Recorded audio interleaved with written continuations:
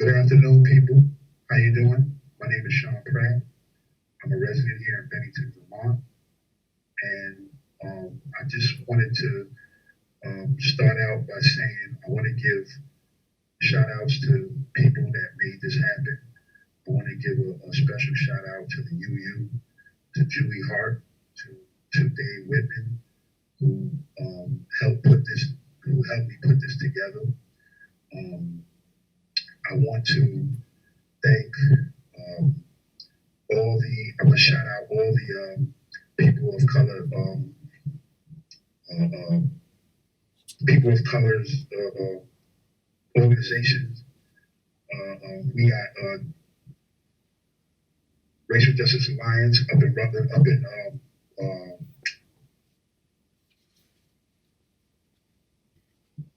Burlington, Vermont. We have the NAACP. I want to thank all the people at the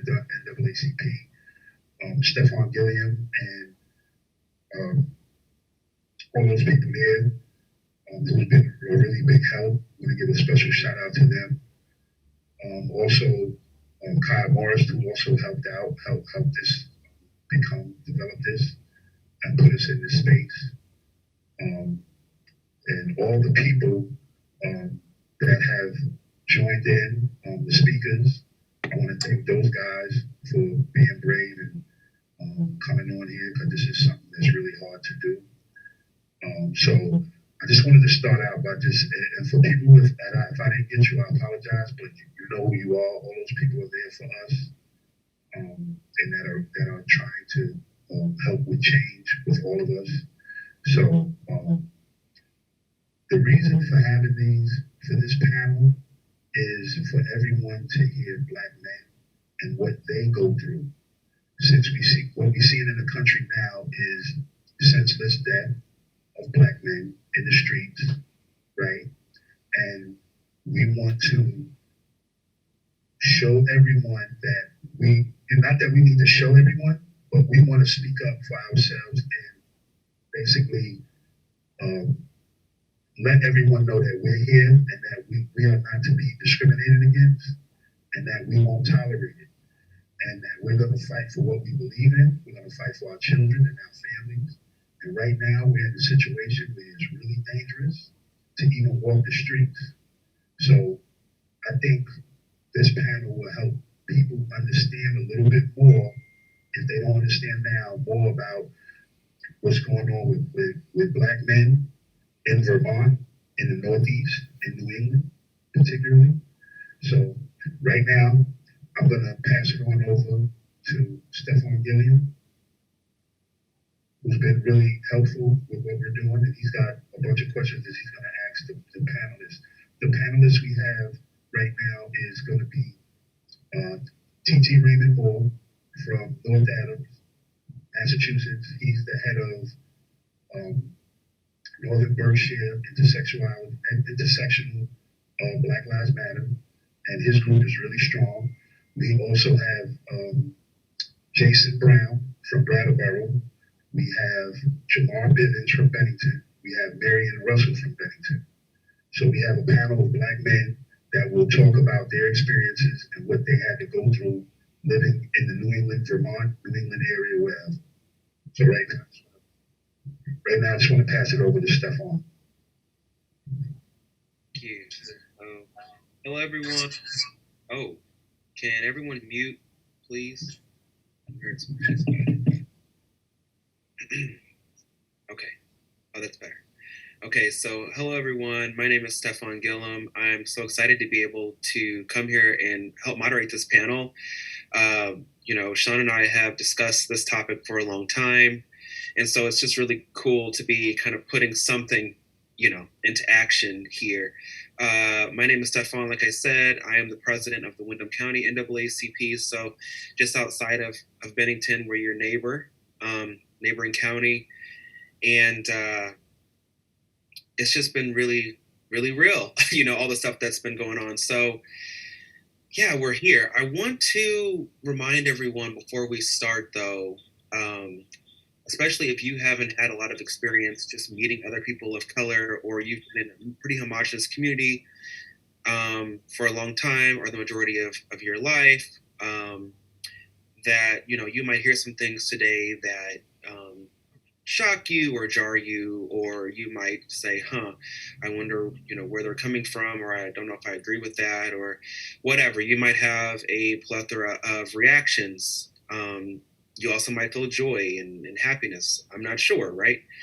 But I just want to remember that it's important for us to really try to be as empathetic as we can to people's experiences, and to try to put yourself in someone else's shoes, and really experience, the world, how they're experiencing it when they're telling the story, right? And I know that's easier said than done, but I think it's important to name that. I think it's important to name and to be really conscious of any of the assumptions that you might be making, any of the biases that might be coming up in your mind, any of the internal dialogues you might be having. I think it's really important to name those. And so I say that because I work as a therapist, my day job. And so I tell everybody that I see to be conscious of those internal dialogues going on in your head, because those things are speaking to you at a deeper level. I also want to thank our panelists for being brave enough to come to this space, but also just for being able to highlight their voices and to speak up, because I think that even though you're speaking just for yourself in this moment, that I think a lot of people are going to not only understand and feel what you're saying, but are going to feel heard by what you're saying, are going to feel seen by what you're saying. And that's important for us to realize. And it's so funny because all of us think of ourselves as just these normal people, but we have our ancestors living in us. We have long lineages that are speaking through us. And so when we're talking, even if you stumble, if you feel yourself getting nervous, just channel that strength. So anyway, I won't drone on too long because we're running a little bit behind, which is fine. So how this is going to be set up is that we're going to ask 6 questions. Well, I'm going to ask 6 questions. And then I'm going to ask the panelists to try to keep their answers, like, you don't have to shorten it up, but, try to keep it in a manageable, try to answer it in a reasonable amount of time. Because what I also want to do, and what Shawn and I had planned out, was that we would have a little bit of time for some questions from the audience, just so y'all would be able to get a little bit of diversity in the answers, in your questions and in the answers that you provide, and also to give you time to say anything that maybe we didn't get to when we asked the questions. So without further ado, I guess what I would do is maybe ask everybody that's speaking to take their I guess microphones off mute. I don't even know what to call it in Zoom land. And I don't know who's going to go first, because usually on these panels there's kind of a lineup. But you know what we might do? I might just choose. I don't even see the names. Let's just pick the order now. So let's do Jason first, Raymond second, Marion, and then I'm missing a person. Who am I missing here? Easy. Who is it? Moore. Okay. So whoever that is, go last, because I didn't hear the name. Can you repeat the name? Moore. Oh, okay. Yeah. So let's keep that order as we move through for the rest of the panel. Okay. All right. So first question. Oh, Jamar. Okay, I wrote that down. Anyway, so I wrote. Okay. So first question. If you had to place your overall experience living in Vermont as a Black man from 1 to 10, right? With 1 being horrible, very bad, and 10 being very good, what would you score it? What would the score be, and why?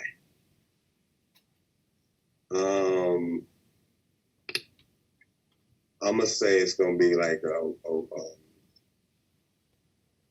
I have to put it at like a 4, man.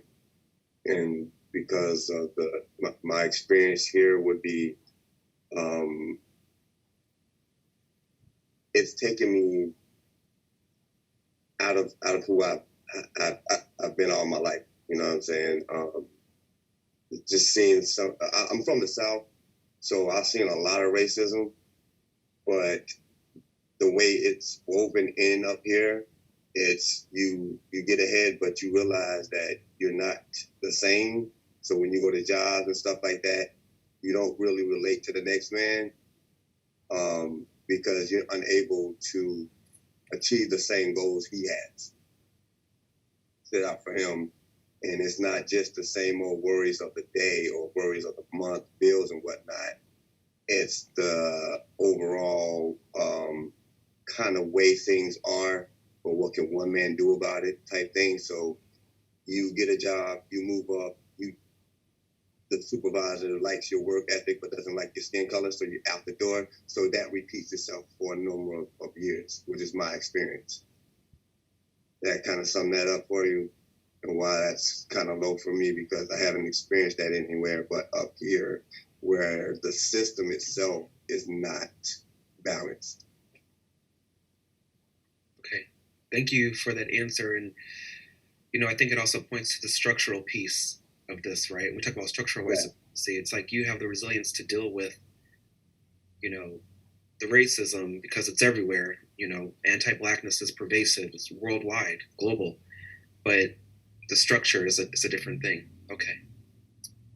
Yeah. Only one other thing to add to that is this is why I'm here, is to kind of bring a light to that. What can we do to break that down and restructure it a different way? Okay, thank you. So next panelist. Hi, I'm Raymond Moore. To answer your question, I'm not a resident of Vermont, but I'm a resident of North Adams, which is literally 10 minutes. We cousins, we borders. I go through Vermont. I deal with a lot of Vermont residents. If I was a rated, I would have to give it a 5. I've been in Vermont. I dealt with Vermont, and in Vermont, you have good people. But in Vermont, you have bad people as well. We have a system in Vermont that's not for everybody, for a specific race. Economic racism is happening in Vermont. Bigotry is big in Vermont. They use the Second Amendment as an intimidation tactic. So that's how they keep the minorities down. We know minorities come in all colors.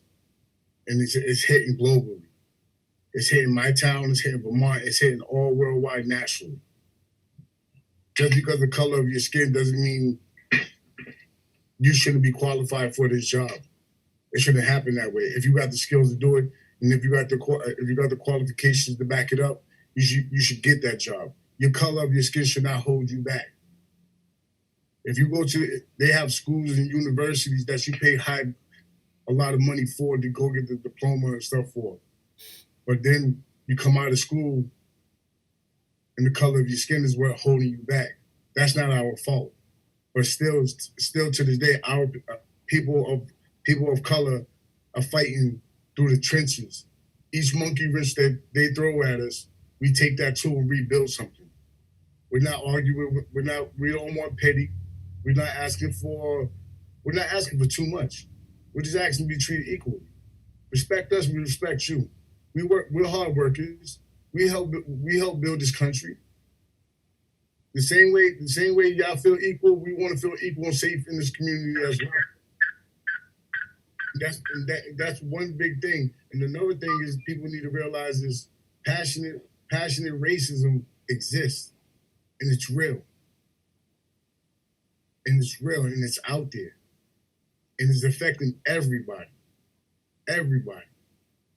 And it hurts because I'm a father of 14 kids, 9 boys, 5 girls, 8 boys, 6 girls. I worry every day when I wake up. I thank the Lord for waking me up. The first thing that I do, I go outside and check my neighbors, their face expressions, my surroundings. I shouldn't have to teach my kids about racism or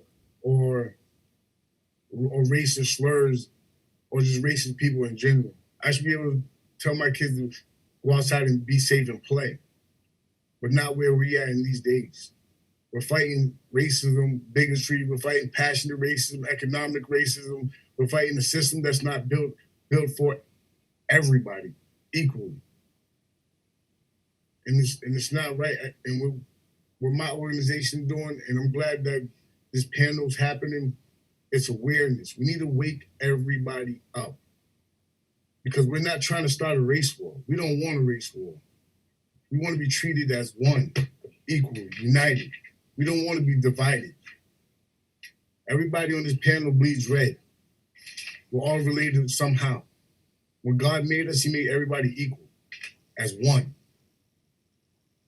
When my grandmother raised me, I was raised by my grandmother, my aunt, by women.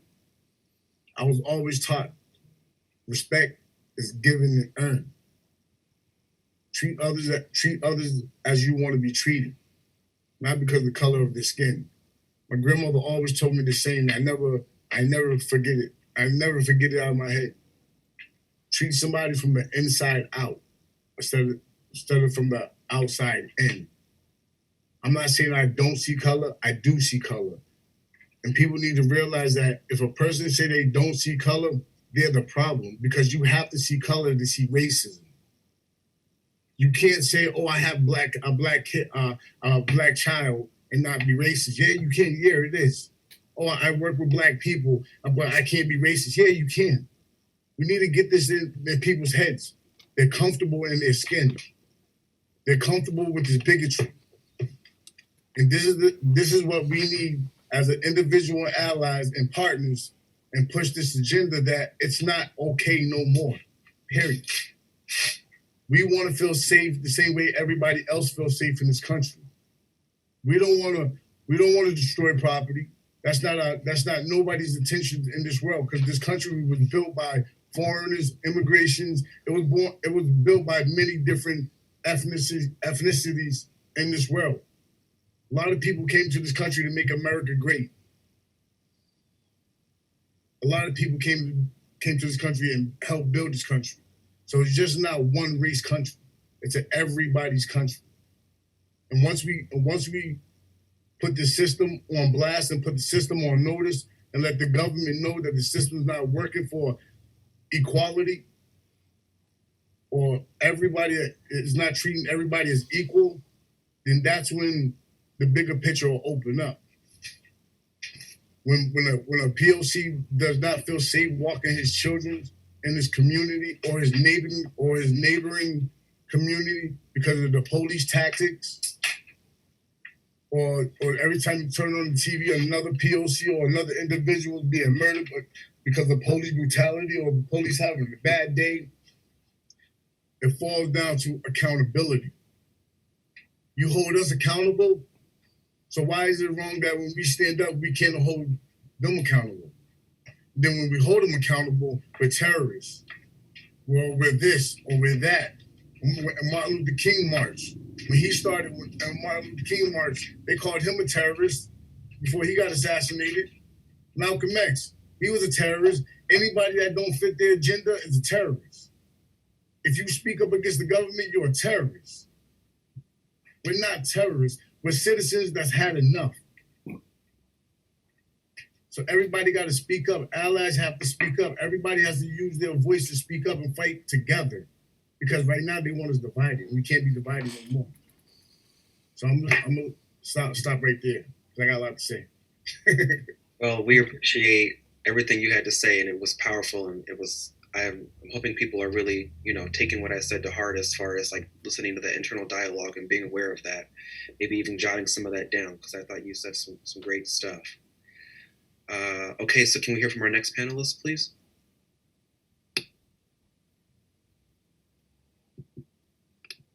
And that okay. Can you hear me? Yes, I believe it'd be Marion and then Jamar.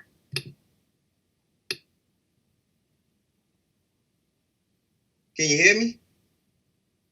Yes, we can hear you loud and clear. All right, good afternoon, everyone. My name is Marion Russell. I've been in Bennington, Vermont since 2001. And to reiterate on what TT said, I've seen racism since before I moved here, the beginning while I was here, up until something a couple of weeks ago, like he said, passionate and systematic racism. I try to deal with it the best way I can, but sometimes it can be frustrating. But I want to do the same thing TT is doing, just make everybody aware, make everybody accountable that it's out there. There's bigotry and everything, and racism is in the closet. I've seen it. I have children that are 20 years old that basically went through it. All of my children are biracial, and I have to wonder every day if I've been to my kids' school about name calling. I've had some at jobs I've had happen, and I don't just sit back and not do anything. I speak up because I was always taught that by my mother. So this racism is out there. Just people need to be aware of it and don't just brush it off their shoulder like it's not happening. It's happening every day. We wake up and when we go to sleep. And I thank God every day because I just recently celebrated my 46th birthday, and I've been here since I was 26. And I persevered through the racism because of stories I've heard from my mother and stories that she heard from her mother. May she rest in peace, my grandmother. And I've been subjected to racism even in the prison system. I've been in the prison system where we've been outsourced to other states, and these states, racism, it's blatant. I was incarcerated in a facility with an officer that had a black baby in the noose tattooed on his arm and was just putting guys in a hole for minor infractions. And I'm like, oh my God, this is what my mother talked about. This is real. In some ways, it made me cry. Every time I talked to my mother, I had to tell her. Every time when she talked to me about racism and stuff like that, I was actually seeing it, and it's a vicious cycle, and it's scary. Because I've seen that from being from Brooklyn to upstate New York to out here in Bennington. And it happens on the job, when you're walking in the street, everywhere.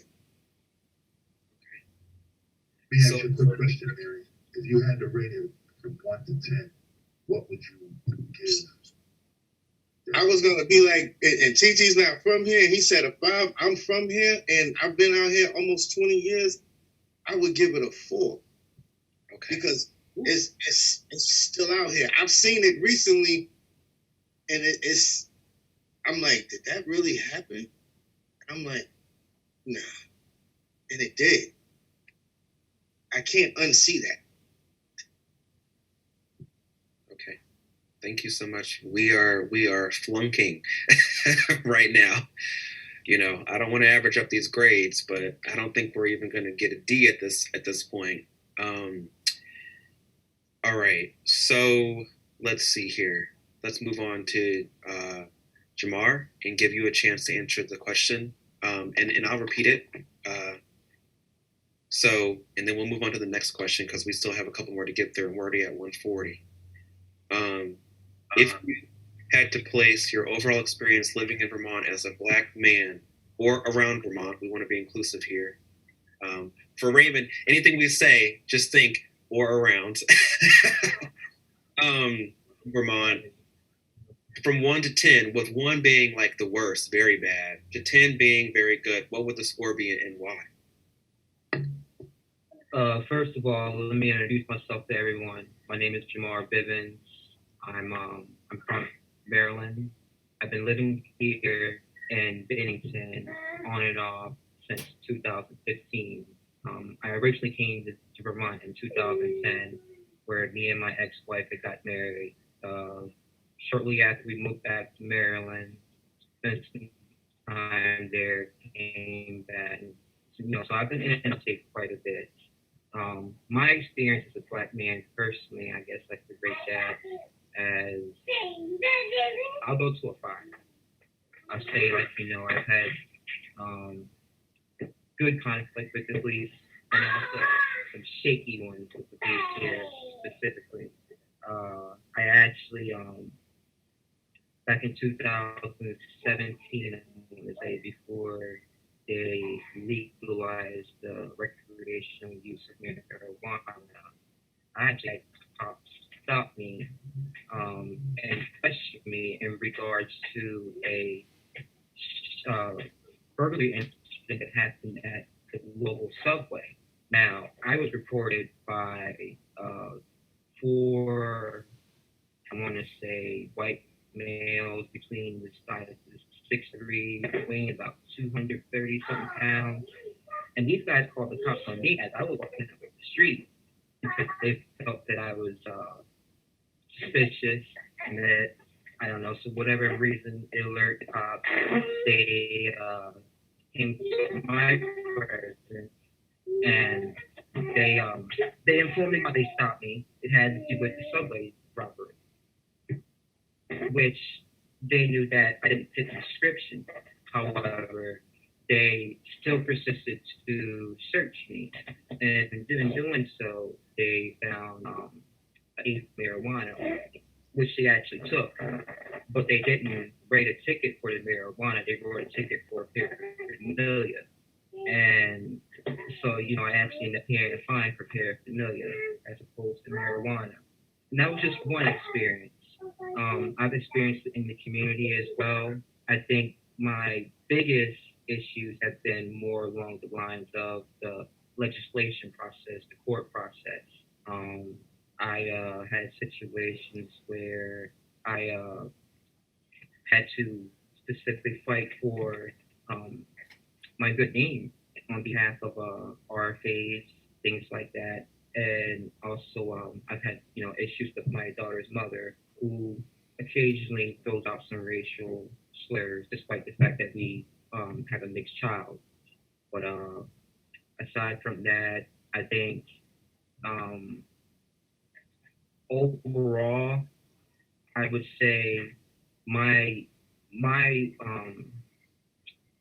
issues in Vermont have been less confrontational with the police, but more so with community, workplaces, Office of Child Support, those things. Okay, thank you for that. I don't know if you stopped talking because your video is frozen. Can you hear me? Yes, we can hear you, but your video is frozen. So are you done talking, or did you have more to say? I was, I want to check to make sure that everyone can actually hear me still. I saw the little freeze up myself, and we can wrap it up right there. I think we can hear you, yeah. I know I was a little late. Breaking up here again. Yeah, now you're breaking up. What you might want to do when you enter the next couple questions until your internet gets stronger is just to turn your video off and keep your audio on. That usually helps people. And then your internet connection will strengthen back up and you can pop back on video. But it might work out. Anyway, I do want to thank you for that answer. And it kind of bodes well. It kind of leads us into the next question that I had, which was, and for this question, I want you to try to keep your answers to about 1 minute because I really want to get to question number 3. But for this question, and like I said, feel free to take a pause and think about it. Don't feel like you got to get put on the spot. But in what ways do you feel most misunderstood as a Black man who is living in Vermont or the surrounding areas? And what ways do you feel most seen, right? And I want you to really think about that question. Because I'm asking you, in what ways do you feel most misunderstood and what ways do you feel most seen? And being most seen is not always a good thing, right? So it could be either or. And so let's keep the same order and let's have Jason or Jack. I see Jack up there. That's Go- Jake. Jake, sorry. Jake. Go But first. yeah, that is a very complex answer to that question that's going to happen right now. He's saying, you know, what things are misunderstood. It's a number of things from our culture, which even ourselves have been stripped from. You know, you hear it slur like, go back to Africa. I wasn't born in Africa. You know, exactly. That's not my, you know, but it's like living out here, like I said before, has taken me out of my zone where I wasn't a person who had a lot of never been incarcerated, not a lot of police activity in my life and everything. Just a person who moved around. I was an adventurer, decided to come up here. First thing I heard it was liberal and everybody's equal and all this, you know what I mean? And that was the biggest myth ever, because not only are we not understood by simple language, lingo, but body language. My hair, it's something to be said about your appearance. Just walking the street, you know, just because my culture dresses with a lot of flash at times doesn't mean that we're all in the same pot or we all have the same situation, you know. But basically, overall, we do deal with the same things of being labeled something we're not from the beginning. So every person up here on this panel has experienced that coming to this state in a more, like you said, blatant situation where like I said, it's woven within the system. You know, I can't get a job, not because I'm not qualified, because my hair is not straight, or it's in braids, or I have dreads.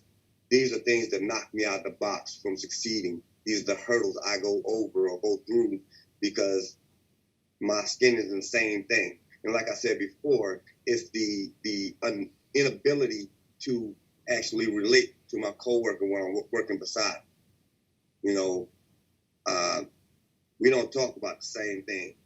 I can't look at sports the same way he look at sports. I see a lot of brothers just bamboozled on the team, you know, because of how they're capped even in entertainment. But that's a whole nother thing. But in Vermont, yeah, it's your walk, your talk. You can be labeled easily, and now yet, you know, you have to fight to not be a threat, and you didn't know you was a threat in the first place.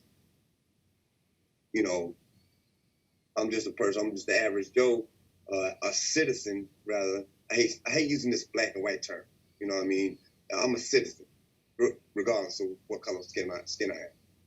All right, I'm a human being. You know, I feel like it's ridiculous that we have to reiterate the fact that we are living, breathing beings. You know, why is that a factor? You know, why do we have to say Black Lives Matter? You know, anyway, you know, no other culture has to do that. You know, Mexican Lives Matter. Nobody has to say that. You're not, you know, Italian Lives Matter. That nobody else has to say that, but Black people. And that's my thing right here is, why is it that our culture is stolen, but at the same time it's also used? Because I see a ton of white folk come through here, loud music, you know, tinted car windows, and it's okay. They don't get pulled over as much as I do, you know, in my car. You know, and I drive a Mercedes Benz, but it's like that attracts the wrong kind of attention. So what do you see when somebody tells you that's what they get? You know, as a law-abiding citizen, I ain't got no infractions on my record. There's nothing in my past that would cause this officer to pull me over, other than the fact that the combination of a black Benz and a black driver did not meet in his neighborhood. And do I feel safe around people who think about things like that? And just like Titi said, and Marion said, you know, to have to come outside and look both ways, and you're not looking for robbers and thieves. No, I'm looking out for me personally, I'm looking out for white guys and police, because I don't know what these guys are up to. I've had my car vandalized 3 or 4 times, you know what I'm saying? So with racial slurs, you know what I'm saying? And you call this in to the police, and they do nothing along the lines of police procedure, you know. And again, you say, well, how do they look at you? How do people in front look at you? I don't know, because, you know, when the law enforcement do absolutely nothing, no checking the cameras, because I parked my car in front of a camera, which is the first thing I would have done if I was in this job. Okay, so I was doing the job. Somebody said my car got vandalized with a racial slur. Number one, that's a hate crime. That's supposed to be taken high priority with any precinct, wherever you at, especially during a time like this. Okay, but nothing happens. My neighbors have information for me, you know, about what time zone this could have taken place, and I can't get in contact with the officer who took the case because he's on leave the very next day. I only have 2 questions for that whole situation. And one is for dispatch, as far as, why would you send a cop out to a new case number or whatever if he's taking leave the next day and not going to get information to the next officer on shift, so he'll know what to do with the information, check cameras, whatever. These are simple things, you know, that an average Joe like myself would have thought of, but the Brattleboro police didn't think to do it, or even call me back. I've been calling them for weeks, hadn't called me back in months. It's like they undermine and this happened to me twice, mind you. This happened to me twice. People vandalized my car with spray paint. Racial slurs. I have pictures, photographs. The cop comes out, takes photographs, but they do nothing, as if they encourage this type of behavior. So where can I park my car? Where can I, you know, and why do I have to park my car off the grid just so it doesn't get vandalized? Because of how Brattleboro police view you. So, you know, again, it's taking a person like me out of themselves, because when you at your, I want to peel off to this right here. When you at a job and you don't know what you're fired for. Even I've been at jobs and I've sued companies, you know, for discrimination. But the aftermath of that is what is hurtful, what's painful, is that you don't know what you did to get out of the job in the first place. And all you want to do was go to work like everybody else. But no, you have to be ostracized and treated differently. Hey, you, go show your receipt to the camera when you make a purchase in the lunchroom, just to make sure that you paid for your lunch. And everybody in there is looking at you like, why is, you know, my white colleague, my white friend is the one who clued me into this situation where I thought that my boss was going to tell everyone else to do this. No, he took me into his office and told me I had to do this, and he was going to tell everybody else or whatever. Well, nobody else got the message but me. And when the reality of that shame hit me, when he asked me, why are you doing that? That's a shame in front of everyone, you know what I'm saying, that you can't take back. That's emotional stress you can't take back, and there ain't no dollar signs on that. Okay? The second part of that is that in order to fight people with this type of power, you know, I had to get a discrimination lawyer. And which that also was a problem, because this discrimination lawyer happens to be white. So not only was I fighting 2 large conglomerates, I had to fight my lawyer literally because at times she felt as though I was being an annoyance to her because she didn't understand what discrimination was. She didn't understand the mental stress it puts on a person to be exited out of your livelihood for things that you don't know what you did. And you take that to the next job and you don't know how to deal with that. You're still mentally offset for the next play in life. Because I put it like this. You can go to the job late and get fired for being late. You can go to the job and be bad at your job and get fired for you being bad at your job. You can go to your job and have bad words with your boss and get fired for all those things. But when you fire for the color of your skin, which means none of those things, other three things occurred, what do you do with yourself? You feel, just like Titi said, you feel like your black skin has held you back.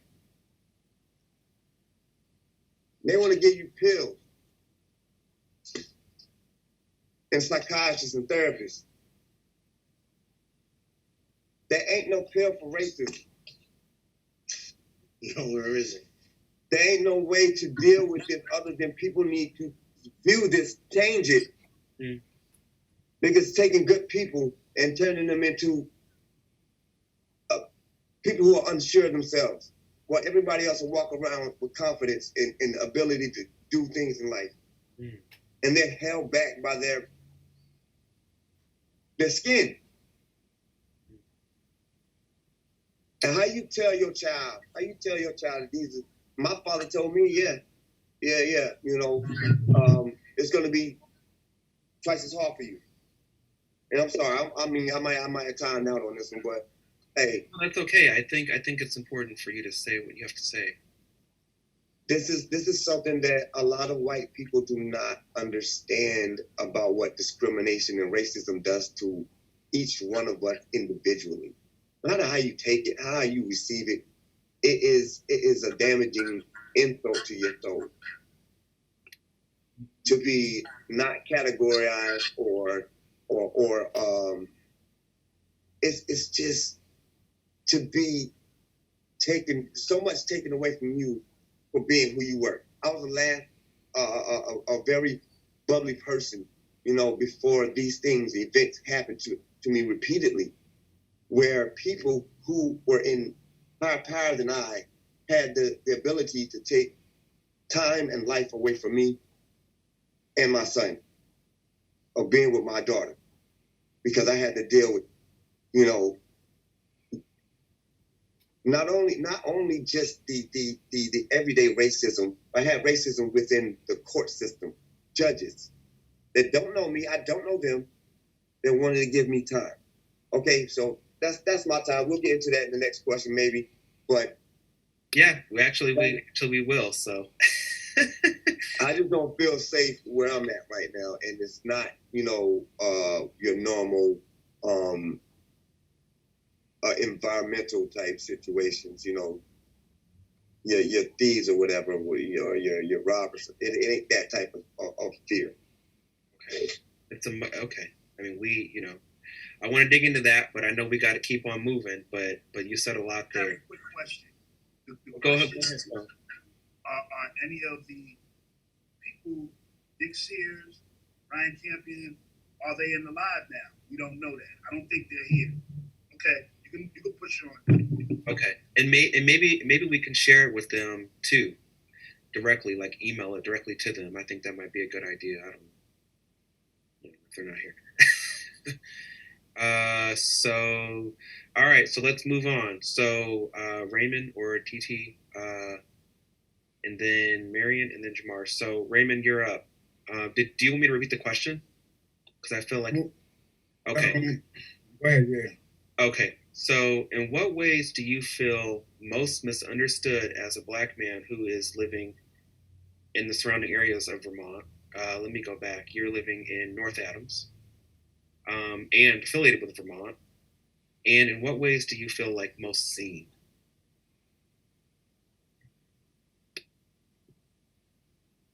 a twist question. I'm gonna be blatant. A little loaded. It says, "In what way do you feel most understood as a black man?" In what ways do you feel most misunderstood? Misunderstood as a black man living in Vermont or surrounding areas, and in what ways do you feel most seen? First, misunderstood. Color of my skin. That should ring bells. Being born black, I love my color of my skin. And I love my people. What the problem is not being misunderstood. Is the color of my skin not being taken for the value of the same as a Caucasian value of the same life. The color, right. My life is the same. My life value is the same as each and every individual on this planet. But in bigotry, in racism, and passionate racism eyes, our lives is not valued to them. So being misunderstood in a community surrounded by bigotry and hate is very critical. Being misunderstood by a system is another kick in the face. Not being understood or being taken seriously for the person you are or the character your person is another, I say, another wound.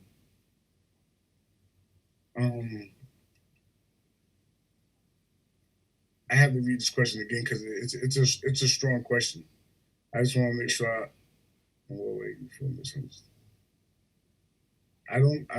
I feel misunderstood when it comes to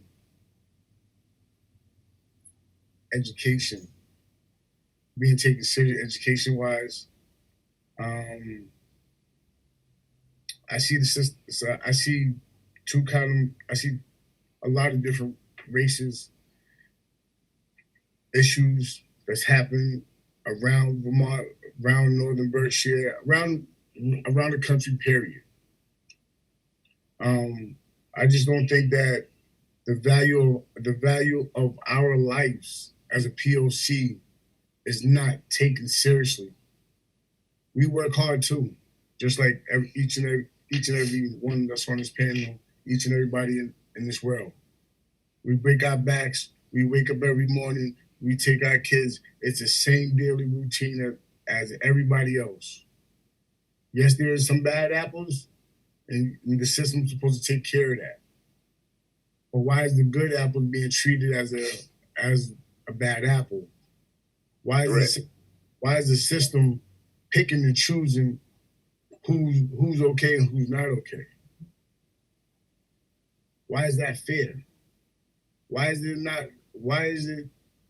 only people speak up when something devastating happens? Like, why do we have to wait to that point, where that boiling point, for something to explode, for everybody to come together?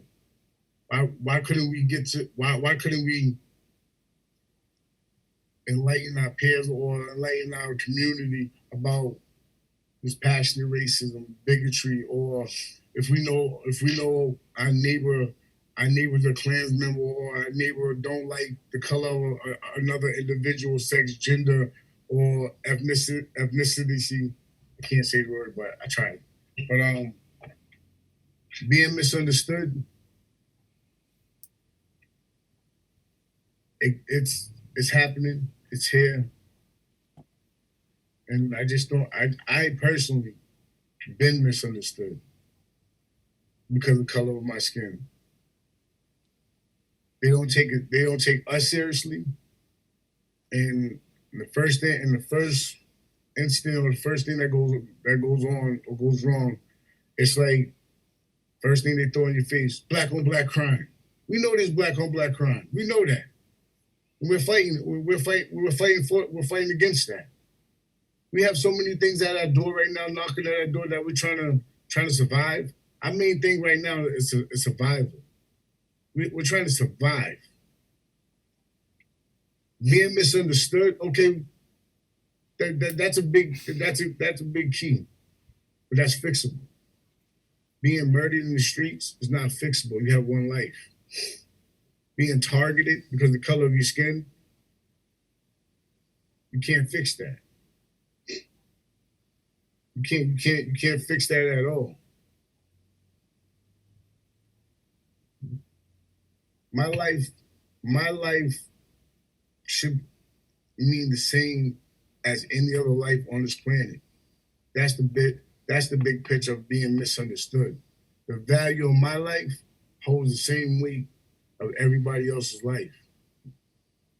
Like I said earlier, when God made us, he made everybody equal. He didn't give nobody else superpowers. He didn't give nobody else invisible powers. He didn't do none of that. Everybody got the same organs, the same blood, different type of bloods, but the same color of blood. We're all human beings. Human decency. Where's the morals at? Self-respect. Exactly. Where's the dignity in ourselves? Wrong is wrong, right is right. And when something was wrong, we put that on the front line. We blasted that person. We let that person know that was wrong, regardless of the color of their skin. Okay. Thank you so much for sharing that. I think as we can tell, there's just been a lot of internalization of this truth. And I think that's something that we should know, right? So I want you to think about what maybe you expected them to say and what they actually said, and the differences there. So we've got 2 more panelists for this question, and I want to give you all time to speak, and then we're going to ask one more question. And I know that we're supposed to end at 2:30, but we started late, and I don't want to rush anybody, so I hope everyone is empathetic to that, and that we want to give people time to actually talk. Because time is something else that white supremacy has taken a part of and has made its own. So, or the concept of time. So I'm going to let you 2 answer the question, and then I'm going to combine questions 3 and 4 because they can be combined, and I made them that way just in case. And then we're gonna roll on to 5 and 6, and then we're going to have the audience maybe take 10 minutes or so to ask a couple questions. So without further delay on that, why doesn't our next panelist go on ahead and answer the question? And if you need me to repeat it, I'm happy to do so. Oh, no, you don't have to repeat it. I have a photographic memory, sir. Oh, good. Better than mine. So, as a black man in Vermont, I've been misunderstood since I've been here. Like TT said, because of the color of my skin. Nobody took the time to even walk up to me to see how my demeanor was. I was basically stereotyped and racially profiled just from people seeing me. And that still happens every day that I go and walk on the street or I go to the store. It's almost like this pandemic. It's in the air, and sometimes it could be overwhelming. But my mother tells me, like every other time when I'm down in the dumps, tomorrow is never promised. So live your life to the fullest, and that's what I would do as a human being, not just as a black man. It's bad that I have to be misunderstood, and to combine that misunderstood and seen because of what kind of clothes I wear or whatever else. I don't walk down the street with my pants hanging off my behind or blasting music or all that other stuff. Like probably the other guys on the panel, I grew up around a lot of women, so I'm very respectful to everyone. It doesn't matter. And it's just frustrating, like Jay said, because I had an incident a couple of months ago where my apartment was robbed, and I live around the corner from the police station. They came here, did the investigation, all the other stuff. They know who did it. Something was said to him. He got arrested for another incident, and was let back out after he was facing so many charges. And this was a Caucasian guy, a young Caucasian guy. He was let out after he served another bit on something else on bail. He just reoffended again and the system showed that it's not functional because he was let out again the very next day. And these are some serious charges. And then he was just here again, and the police had to come. And I'm like, I kind of made an off kilter comment and was like, well, if it was me doing that, they would have kept me incarcerated. Right. And that's not fair, because the system I've seen let somebody go who's facing more serious charges than somebody else. They got an infraction for, let's say, possession of marijuana or something else. Before they was giving citations and everything else, they was incarcerating you or taking you down to if you were a person of color, a POC, you were being arrested. Why? All the system is supposed to be, like TT said, it's supposed to be equality for all men and women. It's not in Vermont. And it's frustrating because I hear about stuff and I see stuff and I'm like, why? Why can't everybody just be human? And it's just frustrating. Sometimes that's why I stay in the house a lot even before this pandemic, because I'm frustrated with the bad apples, like TT said, in humanity. It makes me cry. It makes me don't want to be next to people, but I know not all people are bad. So all the good people that's out there, I want to be next to them. If I feel that vibe that they're not good, no matter if they're person of color or they're Caucasian, I stay away from. I'm not gonna live the rest of my life being in fear because I'm black. I can't do that. I can't do that. Thank you.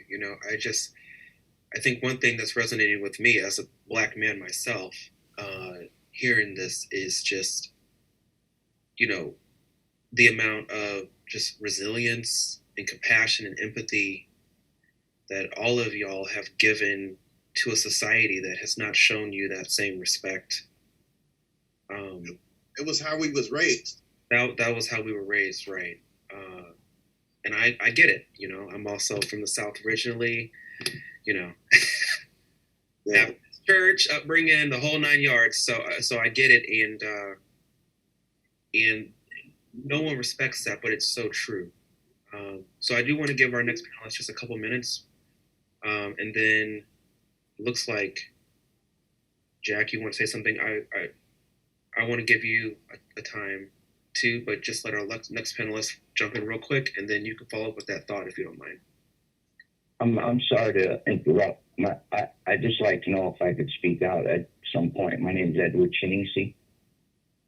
Yeah, so Edward, hey, how you doing? So what we're doing is we're getting our panelists with the questions, and then we're going to have a Q&A at the end, a short one. And so you can ask your question then. And maybe what Shawn could do is just kind of like prioritize you first. So, Thank you. Shawn, can you remember that name? Can you repeat your name? Edward Chinisi. Edward. Okay, yeah. Yeah, we know Edward. Okay, great. All right, so now we have Jamar from Bennington. Yeah. So, the guy, they touched on something pretty important, and I think that's basically the condition of how people perceive us, right? So as they said, we're not all the same, and that's indeed true. Black people are not a monolith. We have men who are lawyers, carpenters, painters, athletes, and we're comprised of criminals as well, unfortunately, just like every other culture in this world that you can name. But the important thing is to understand that these things derive from racist teaching and media manipulation through the masses, political agendas. And so, when you see these things all over Facebook and all over the news, that this is how Black people are, or animals, or each other. It's hard to see the image of someone positive in another light. And then it doesn't affect white people, it also affects us as well. Because I believe that, in having been someone who's lived in predominantly Black neighborhoods, I've seen other Black people show fear towards another.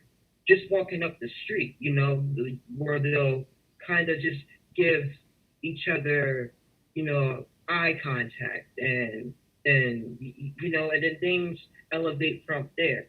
But one thing I wanna talk about the whole Black on Black crime thing. It's a specific thing that Black men do, which is homicide, unfortunately, and it's not everywhere. So when you see these things here in Bennington, and that there aren't Black men actually in this town harming each other, harassing each other, things like that, but you see it from the media, it's hard to tell the difference between what's going on elsewhere and what's going on here.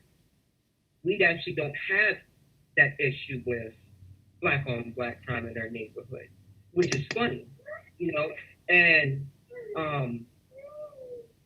a lot of the rhetoric that's aimed towards Black men has been, pointing out that we're animals, but we cared about Black lives. We would stop shooting each other every other day.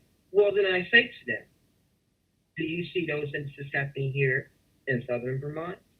I can't recall any incident of a homicide between two Black men. And so when you know these things, you got to understand some of this stuff really doesn't pertain to specific communities. This one in Bennington, it's not relevant. And then I think that misunderstanding what's going on elsewhere clouds judgment to affect how people live here in town. We're, as Marion said, he doesn't want to go outside because of how people perceive those who dress like him, who dress like me, to be criminal, to be animal, to be barbaric. And I think another thing that plays into that, you also have Black men and women in political positions that reinforce that ideology, that we are criminal, that we are barbaric, that we are less than. And so when you have other Black people saying that, it gives more credence to those who share those ideas and share those ideas of biasness and prejudice, and and as long as we have that kind of ideology, we'll never get to the point of being able to even have dialogue, effective dialogue, where we can understand each other. Oh, that's too much time. That's a great point. And I think that when we talk about Black on Black crime, we have to remember that, I'm from just outside of St. Louis originally, and it's a Black neighborhood. If you live in the neighborhood with somebody, there's going to be somebody you don't get along with, whatever, right? It happens in white neighborhoods, Hispanic neighborhoods. So this Black on Black crime thing has always been a ridiculous myth anyway. Wherever you live, right, you're going to have. I think the focus should be inter-community crime. Yeah, because community we crime. are humans. It don't matter what color you is. I don't get that terminology either. I never did. I don't get it either. It's ridiculous. I But don't use it. I wanted to give, just so I didn't forget, I wanted to get Jack, because it seems like you have something you really want to say before we moved on. And then if you can make it really quick, because we have to move on to our next set of questions. Well, one part of one thing I wanted to say was it's the fact that we bring a threat level to our surroundings for some reason. That's one of the biggest misunderstandings. is that our presence is not always a pleasant greeting. It's always met with, is this guy a threat? Is this guy gonna be trouble? Not, oh, this is another customer. This is potentially my next best friend. There's none of that. It's immediate threat level red, until you actually talk to us, until you actually get to know, hey, he has some of the same likes as I do, you know what I mean? But as far as how you treat it, even by the court system, I've went to court and this was to get custody of my son. Okay, I didn't get custody of my son, but I made a motion because the mother of my child was able to tell the court that she sold crack cocaine, which is last time I heard was a crime. But whatever, we're not in the criminal court, so that doesn't matter, I guess. But she was able to tell her that. That's why I made the motion, because if you can tell her that, I don't want my son back into that situation. But I guess that was non-compliant action too, because I was met at my door with a policeman the very next day with a motion to go back to court. Now, why am I going back to court? Because the judge literally fabricated a lie and said that I broke a door off its hinges on my exit out of the door, out of the courthouse. Mind you, I walked out of that place, and I'm gonna be, I walked out of that place. I was in tears because I lost custody of my son. Yes, I did. And it was due to just blatant racism, because my baby mom at the time did not have a place for my son to go, did not have a job to provide for him, did not have a stable mental capacity, So for him to go back there, I worried. But they did. So I put in my motion, would you put your son or your child in that situation? And if you wouldn't, why would you put my son back in there? Sure. So I guess she didn't like that. She wrote this whole fabricated story. I had to go to court for 2 years to fight this. And that's 2 years out of my life I had to go over there so I didn't get locked up for a fabricated story because a judge didn't like what I asked her, or my demeanor, or just the color of my skin. Because there was nothing else there for me for her to draw up an actual lie, where she had her bailiffs to lie and say that they wrote statements saying that you were an angry black man going out of court, cursing and all this. But the audio show, I had evidence. Audio showed that I asked the judge if I could leave. So all this was, just the system works against you because of who you are or what you look like. Yeah. Well. So that answers your question of how I misunderstood. Yeah. I think it does, and I think it also points to the dehumanization that the system, the dehumanization process of the system, right? I mean, every person on this panel so far. There's a dark overtone of a birth of a nation going on over here. Yeah. And all of you have talked about parenthood, right? There is this assumption that black men have no interest in parenthood, have no interest in their lineage, and have talked about and mentioned and highlighted your children, and trying to do what's best for your children in a system that devalues your worth and process. And I just want to highlight that before we move on to the next question. But for the sake of time, we will move on. So, what Jay said is so true, man. I'm going through the same. I'm going through the same thing. Not to cut in on everybody, but I've been trying to get my kids. I'm nonviolent offender. I did time, got out of jail. And in 6 days, I've been working, and I'm still working till now. And I'm wondering why the system deems me not worthy to have my children. That's crazy. That's a whole nother panel, though. Yeah. That's a whole nother. But okay. So question number 3 and 4, if for y'all that have the list, just gonna slap them together. So, what systems, right? What systems? By systems, I mean like the police, workforce, whatever. Could you point to in Vermont or surrounding areas that have created the most barriers for you? And are there any Black men or people who are showing up that you like to shout out or that you like to highlight and maybe even speak to it as models, right?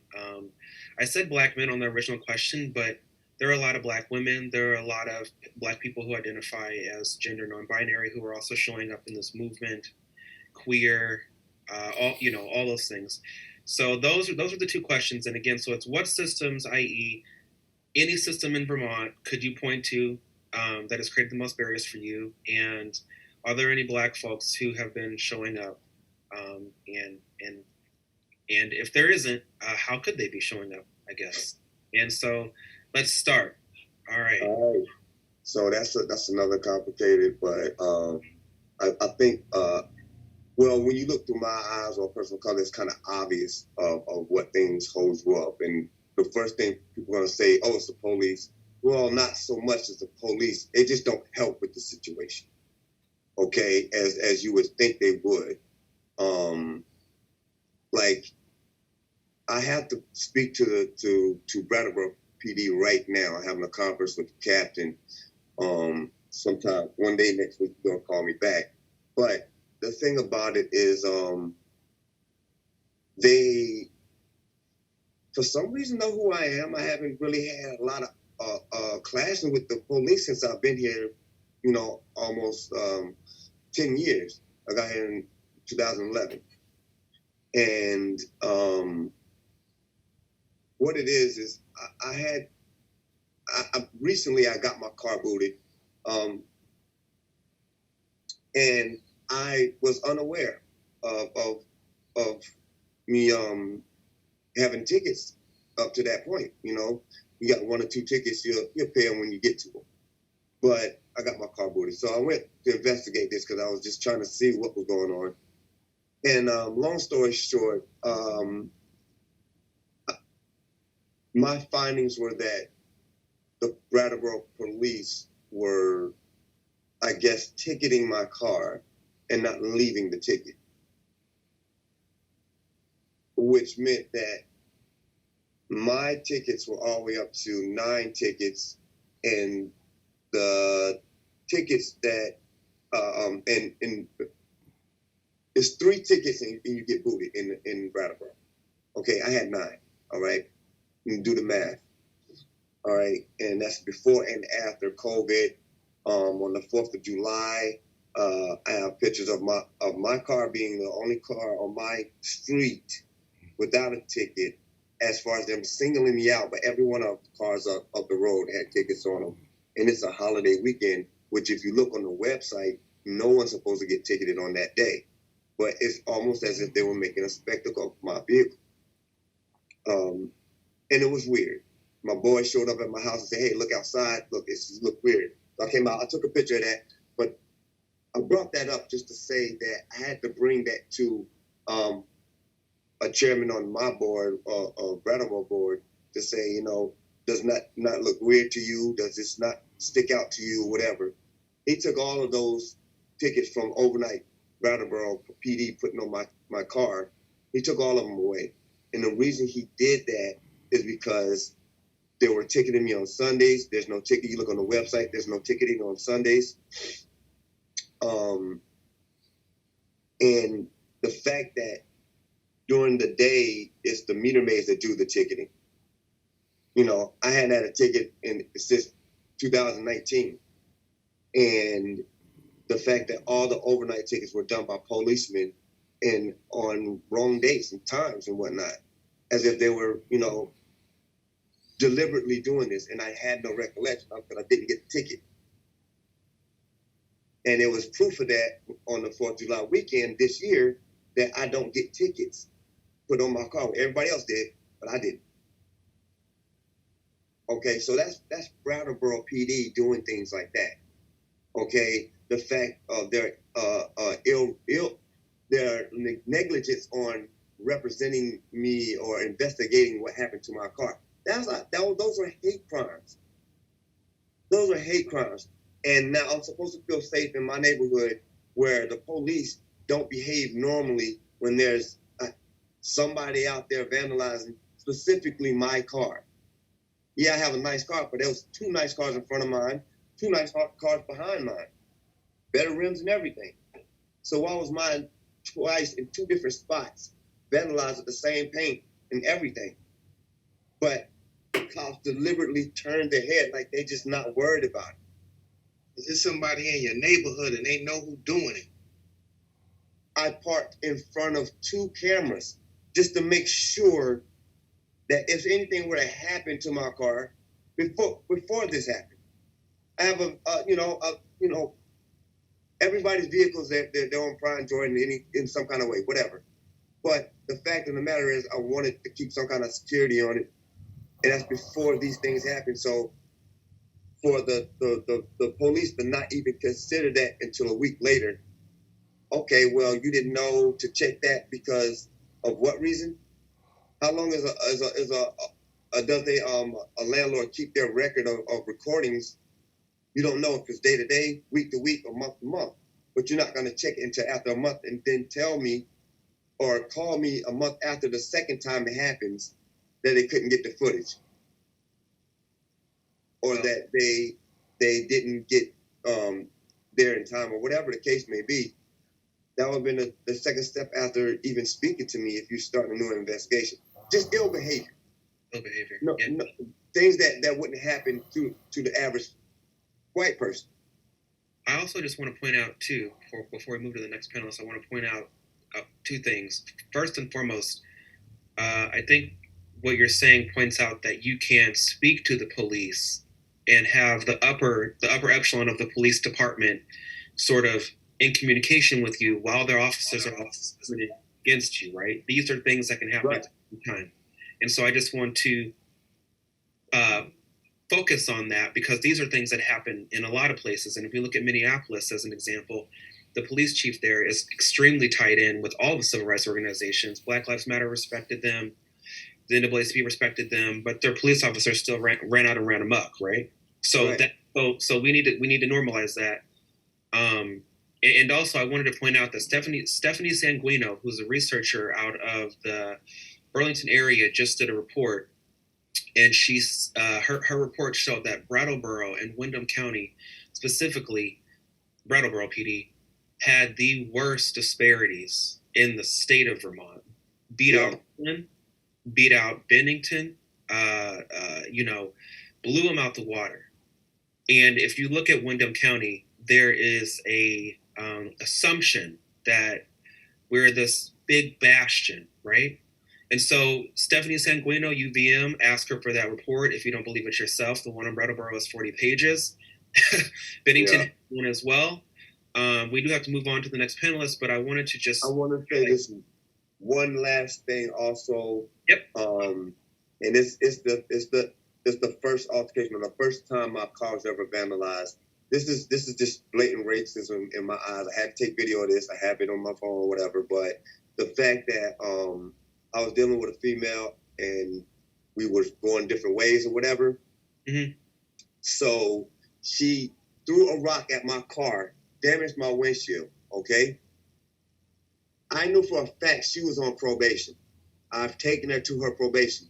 Why is it that she she came around the corner when the cops showed up and confessed to the crime of doing this and hitting my car and everything. Told her to stay on that side of the road, number one. And the only thing he did to her was cited her. Mm. And I said to myself, if I was if roles were reversed, I don't even have to be on probation.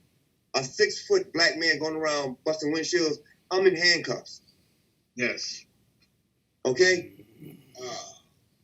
So why is it that I couldn't feel safe that she wouldn't come back around my car, my vehicle, and do the same thing or worse, because he felt that he used his decision making, his judgment, and said that wasn't too much of a threat. There's a lot of assumptions that were made. But he said he didn't have to arrest her because it's up to his discretion, and he didn't know by looking at my Mercedes-Benz windshield and a dent on a car hood that wasn't $3,000 worth of damage. I mean, I don't see how you couldn't see that. I mean, this is on a regular car that's going to be expensive, over $500 at least. You know, $1,000 for a windshield replacement. You know, and it wasn't just the windshield, it was my hood as well. Mm. You know, so that was a lot of damage done, and for her to be able to walk away and nothing happened, and I'm sitting here with a bill to pay. How is that really justice, and how do you feel safe in a neighborhood where the cops treat a situation like that? Yeah, and these are the things that it's hard for any organization to do, to help with, right? These are the everyday things that, yeah. But I had to park my car elsewhere, you know? Yeah. Let's move on to the next question. Let's move on to the next question. Yeah. Thank you. Okay. So, next panel. Hey, let me just... Yeah, and I'm probably gonna cut one of our questions out just so that we don't keep our folks on too long. So the system, what system? I'm thinking is politicians. The federal government, state government is too lenient.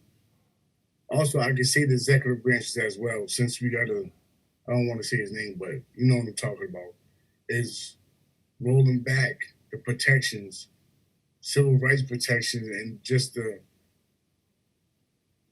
human decency protections laws for citizens and individuals. We have courts that's not protecting the citizens. We have hospitals. We have the schools that's being affected with bigotry and hate. We have workforces, new workplaces, the workforce.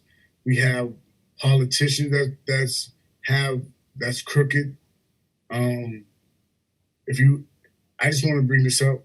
Everybody's aware what's going on in Texas. ICE detention center, how they sterilizing the women now. You know, they're doing forced hysterectomy.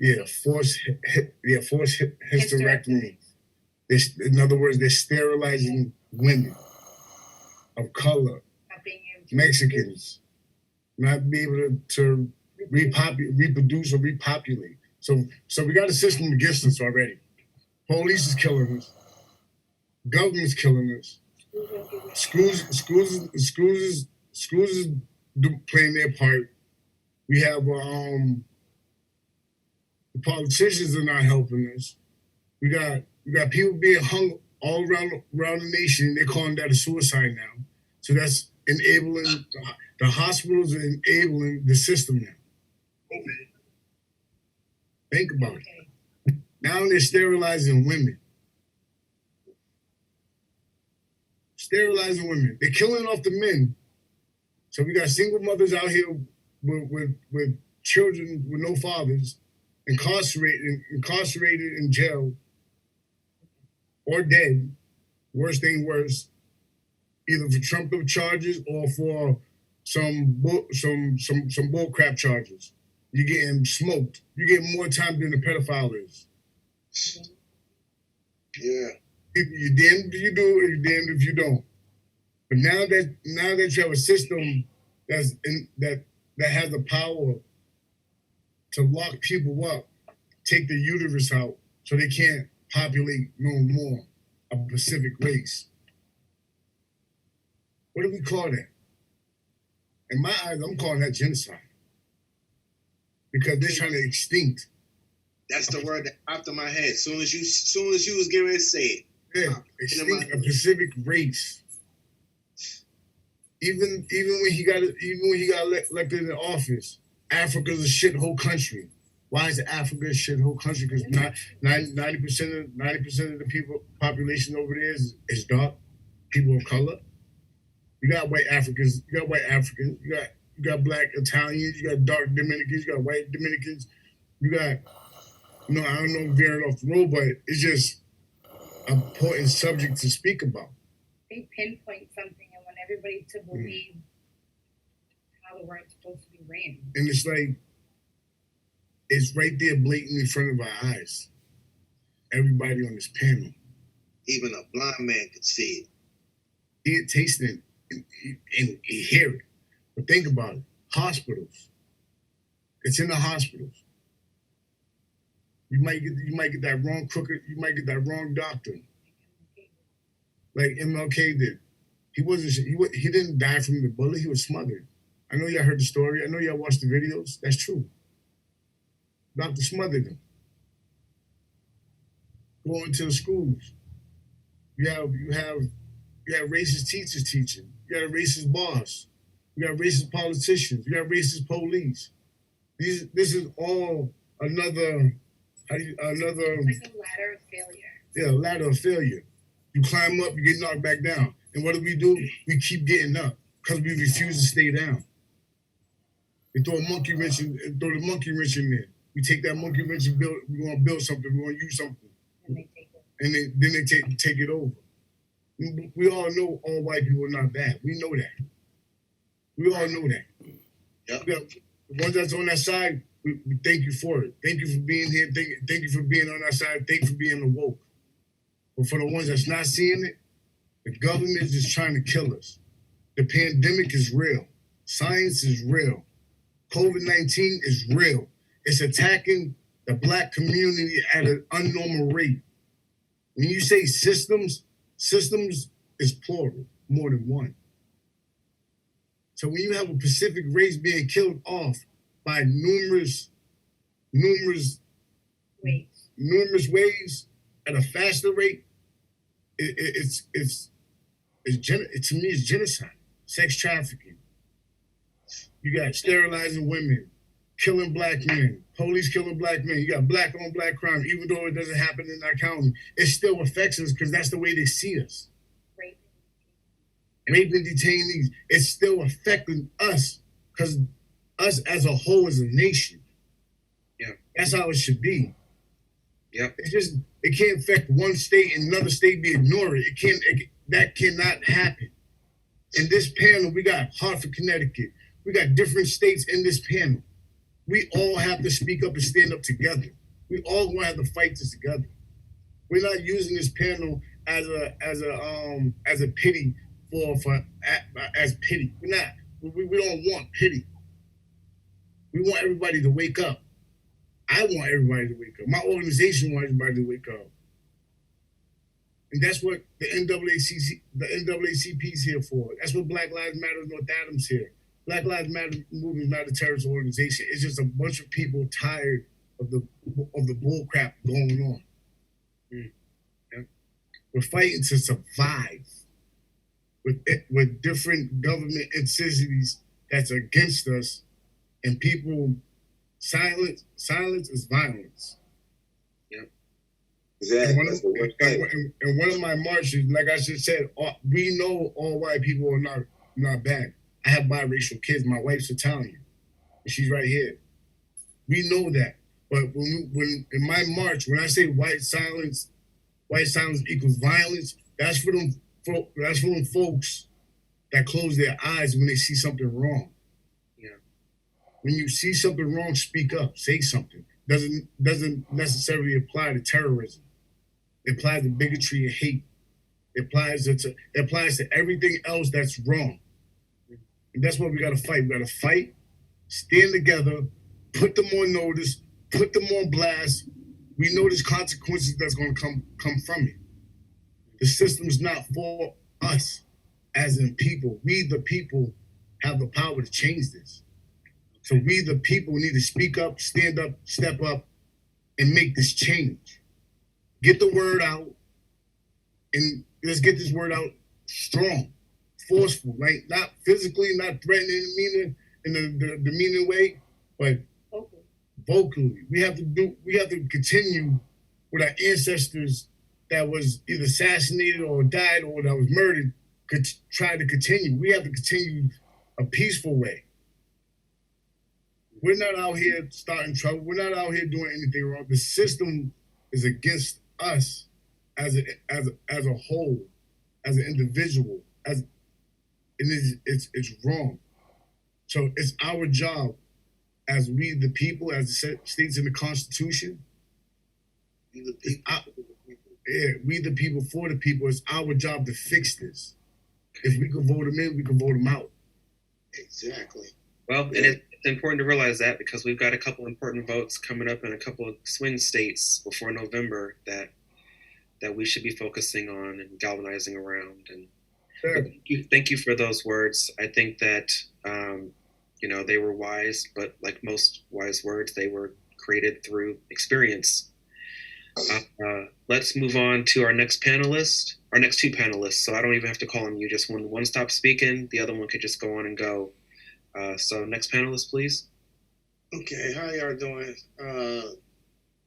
It's like TT said, that it's every system since I've been out here in Bennington has been against me, except to the degree of the workforce. I'm able to find employment, but when it's like when you see certain things that happen and you thinking that really it can't happen just because of your work ethic.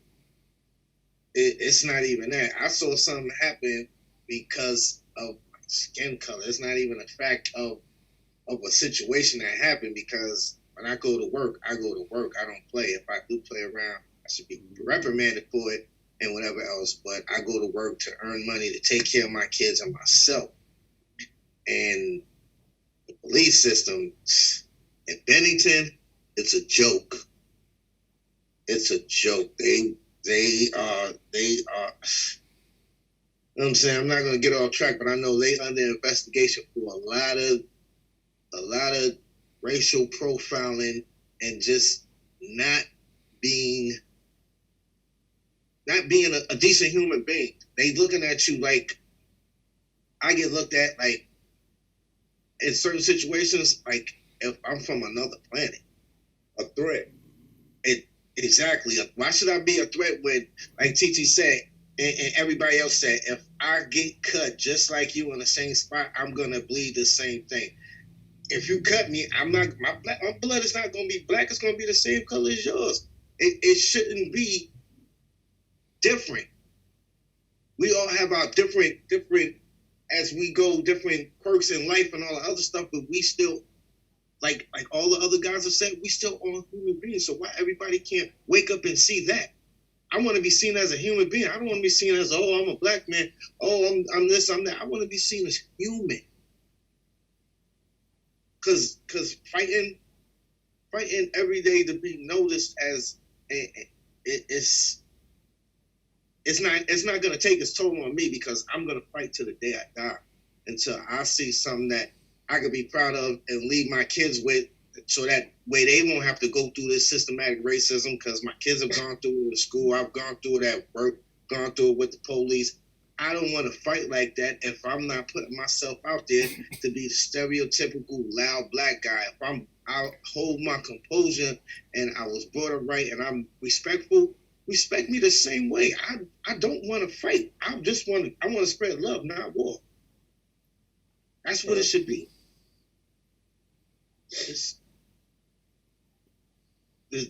Every system is messed up, especially in Bennington. I've experienced racism since I came out here, and it's I'm at the point, and I ain't gonna lie to you, everybody. I'm ready to move out of Bennington, because it's something. It's almost like something new every day, and you like, come on, y'all people can't really be that blinded, but they are. And I wear glasses, and they more blind than me. And it's like, but I'm gonna stay strong. You see this person on my shirt, I'm gonna stay strong like he did up until he wasn't hearing me. I'm gonna stay strong. I'm gonna stay diligent. And this might be the first time they've ever even been able to hear people speak, more than a soundbite or a sentence in an article, right? So they really appreciate what you're saying right now, because this is the first time they might have, some of the people that have been your neighbor for 20 years might have never heard nothing, not a peep from some of the black Vermonters that they live next to. So anyway, thank you so much for that. Let's move on to our next panelist, and then we're going to wrap it up with our last question, and then we're going to open it up for a Q&A so we can get a little bit of folks in here. And then somebody remind me, but I did want to give, well, no, I'll bring that in. So yeah, let's just go to our next panelist, and then I'll bring it back. Alrighty, so I'm just going to keep this real short. For me specifically, as I stated earlier, the system that has been the most barrier for me, I would say housing and potentially the Office of Child Support. Now, I bring those two things up because I think we can all agree that a lot of the beneficiaries or status sensitives, that is something that adds to the element of the absent father. We have these things in place that incentivizes defamatizing homes in favor of giving women custody of their children, monthly benefits that they can provide for the children, all without needing fathers around. And so for that reason, as with my first marriage, I had to leave the house, the marriage, despite the fact that we were both married, I had to leave. And the same thing applies with all my children. So economics. Yes. So that's been my biggest barrier here in Vermont. One thing I do want to touch on real quick is the housing thing, because that there are real inequalities in housing for not just black men in general, blacks all over the country, but here in Vermont specifically, we have a 3.3 home ownership, and that falls way below the national population numbers of 13.1, whatever it's at right now. I believe it might be 13.7, something like that. And so there's another area that we have to address inequalities in. And I understand things such as credit reporting and criminal history all play a factor to that. But these are also products of that system. You see, when you get arrested, not so much but when you get arrested, you can lose the opportunity to have a good paying job. You can lose the opportunity of actually being able to qualify for Section 8 or low income housing. And these things are often exploited through the black community, understanding that black people are typically the poorest in the nation. The thing I do want to do is give a shout out to Shawn Pratt, my boy Jason Babalor out of Brooklyn, New York. They're all doing great things. Shawn Pratt put this forum together for us all to come together and share our thoughts on, the inequalities going on in the world. And another thing I would like to say, because I think people have been putting a lot of attention on this organization, right? Black Lives Matter organization. So let's talk about that. Who are they? What are they? They don't even have a headquarters. And I think we can all agree none of them, which represent the organization, has spoken out for anyone protesting. So and when we know that people protesting had nothing to do with the organization whatsoever, it's not even about the organization anymore. It's about the fact that you just don't like black people in general. And I think that's the problem, because the movement itself hasn't just been black people, it's been co-opted by white people as well. And the hypocrisy in that is we have a person here in town who is a local Nazi, a white nationalist as he identifies himself to be, but in reality he's a neo-Nazi. His ideology is all of neo-Nazi. And we have people actually who are in support of this man, but condemn the Black Lives Matter mural. And I just find that very, very contradicting, to call one thing racist, but to disregard the other. This is the reason why we have these problems in the world. As someone, I believe it was, very true. I want to say, Jake, I think you pointed it out earlier. You said that we shouldn't have to say Black Lives Matter. And I personally feel my life has always mattered. I have children. Amen. Who one is almost 10 years old, and so I may not matter to the rest of the world, but I know I matter to my children. And so how we perceive the word should be seen as a war cry, not a movement, not an agenda. It's not an agenda to be black. I wake up this way every day of my life. Yeah. And that's not going to change. Yeah. What we can change is the ideology behind it. Black lives do matter, but do they have value? And that's what we want to know. That's what we are trying to figure out. Exactly. Yeah, That's all I got to say on that. no, I think that was Yeah, for real. That was deep. Well, can I respond real quick? Yeah, I don't know who's talking because I can't see you. Raymond. Let me make sure my mic off real quick. Keep it real quick. But yeah, Raymond, I was gonna bring you in anyway. So yeah, go. Okay. Well, Black lives do matter. Black dreams matter. Black futures matter. Black lives matter of North Adams. We're fighting for equality and justice. We're fighting for each and every individual to be treated as one. That's what we're fighting for.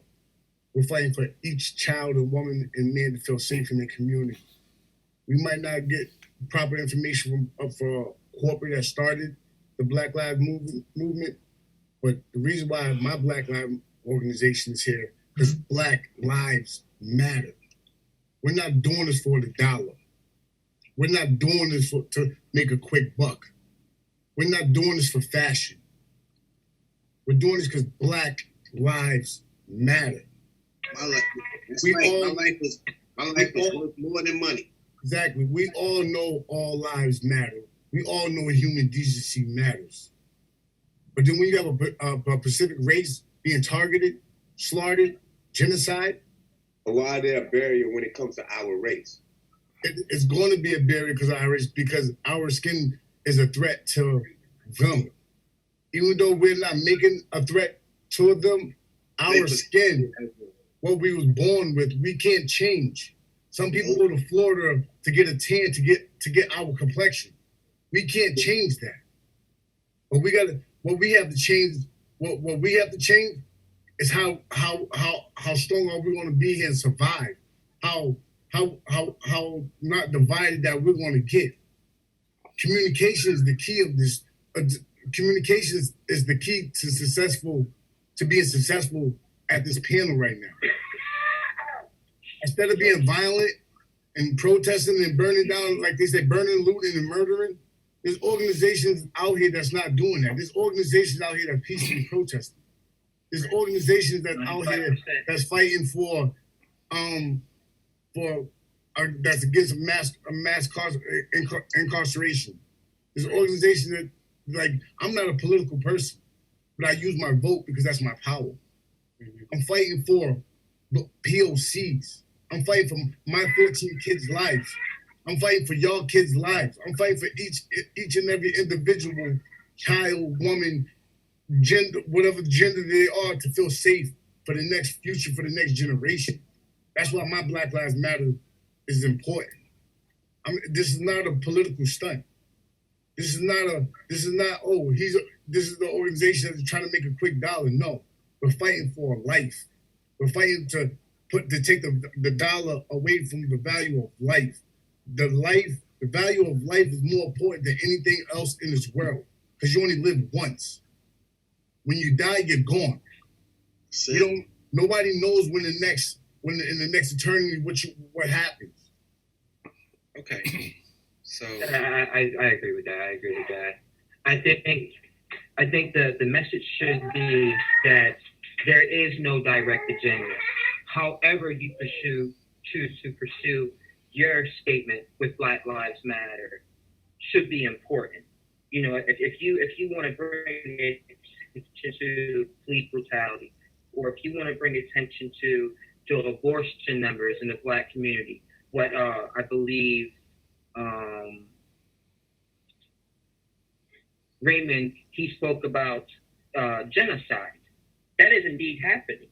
You know, even if you are someone who's pro-abortion, and to some degree, I don't believe that it should be a man's choice. Neither do I feel that women should be held accountable in cases of rape. But those numbers are very, very flagrant, and it would alarm anyone, regardless of how you feel. So, you know, it just goes across. There's inequalities all over the board. As I said before in a Facebook post, you know, if we make up 13% of the population, we should be getting 13% of the pie. We should be in governor seats. We should be in mayor seats. We should be in Wall Street. We should be, you know, all over the board, all over. But that racism is hindering us people of color from getting there. That racism is every step of the way. That's a good segue. That's a good segue to our next question, because I'm going to have to move us on. But I want to just come back to one thing that I don't even remember who said it. I think it was you, Jamar. But one thing that you said that was really powerful to me, that you said, you know, my life might not matter to y'all, but it matters to my kids. I thought that was a powerful statement. And then, you know, all of y'all have been saying really, really powerful stuff. So we're gonna skip over question number 5, because I think you pretty much answered it anyway. And, you know, it was just pretty much about how do we join into the movement. And y'all have all said that, you know, voice, action, and vote. That's been answered. The last question is, with these last couple of minutes, right, before we jump into Q&A, because it's 3:04, I want to jump into Q&A by 3:07. so that we could get folks out of here right. 3:30, because that would have been if we started on time, that would have been that full hour in 30 minutes. Hey, then late to start. Yeah, technical difficulties was pandemic, it's COVID. So with these last couple of minutes, I just want you to say anything that you feel like did not get covered today. Because when we do these panels, folks with these positions like me come in and ask questions, but we never just get to hear people say what was really on their mind. And so I want to hear in this last, maybe you could all spend like one minute apiece, right? And just tell me what is on your mind. What is the thing that you wanted to say that you think is important that we didn't cover, or that's a little off topic, but that should really be brought into this conversation, and just for a little bit. And I understand that this is that by asking this, it's a sort of puts you on the spot, so you can come into that as much or as little as you want to, but I just want to give you that space. So without further ado, let's get started, and let's go down our normal. All right. Look. The thing I think hasn't been, I personally wanted to say something about, but it's been all through the whole conversation. The fact of how the system is constructed to work against people of color. But what I really want to bring to the light is what it does to that person, what effects it has on them mentally, and how that trickles down to their physical, how that trickles down to the loved ones around them, seeing them going through that depression or distress or oppression or whatever you want to call that, and how it can really turn a person inside out from within, to be unaccepted for just their culture. Their culture. This is my culture. This is how I dressed. if I want to have swag, and this is how I dress, if I want to be easy today. But all of these things are labeled as a threat. All of these things are labeled as problematic. As other. Yeah, you know, but it's so easy to take these fruits that we give the nation and make it their own, but make it illegal for us to own our own thing. So again, it creates turmoil in your own thoughts. So each one of us have dealt with that in our own way, where some have said, you know, I want to make my own organization. I want to do things to break out of this mold. You know, others have not had the chance to even voice these things that are on their mind constantly. How do I do this by myself as a grown man? And then what can I give to my children to help them combat the same things if it still exists? And what I'm trying to do is abolish it now. As everybody wants to say, fight for something. I want to fight for that particular change of erasing this racist thing, this thing we call racism.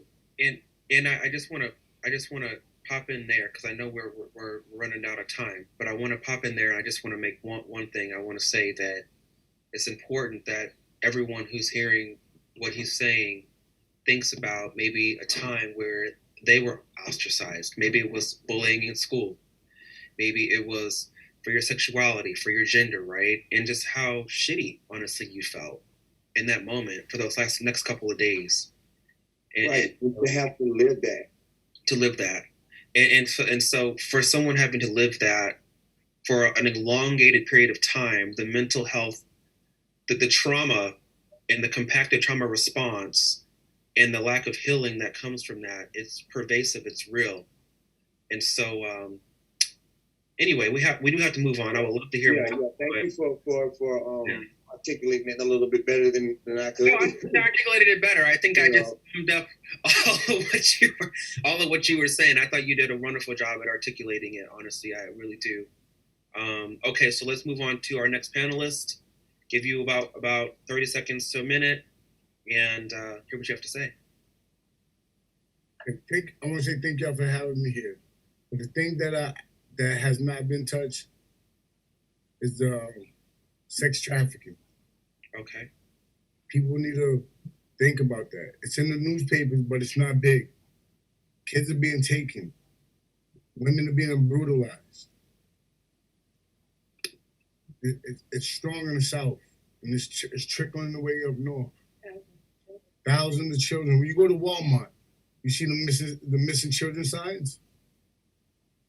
How many grandparents, uncles, and aunts we have on this chat room right here? Think about it. Okay. When you go to Walmart, you see them pictures.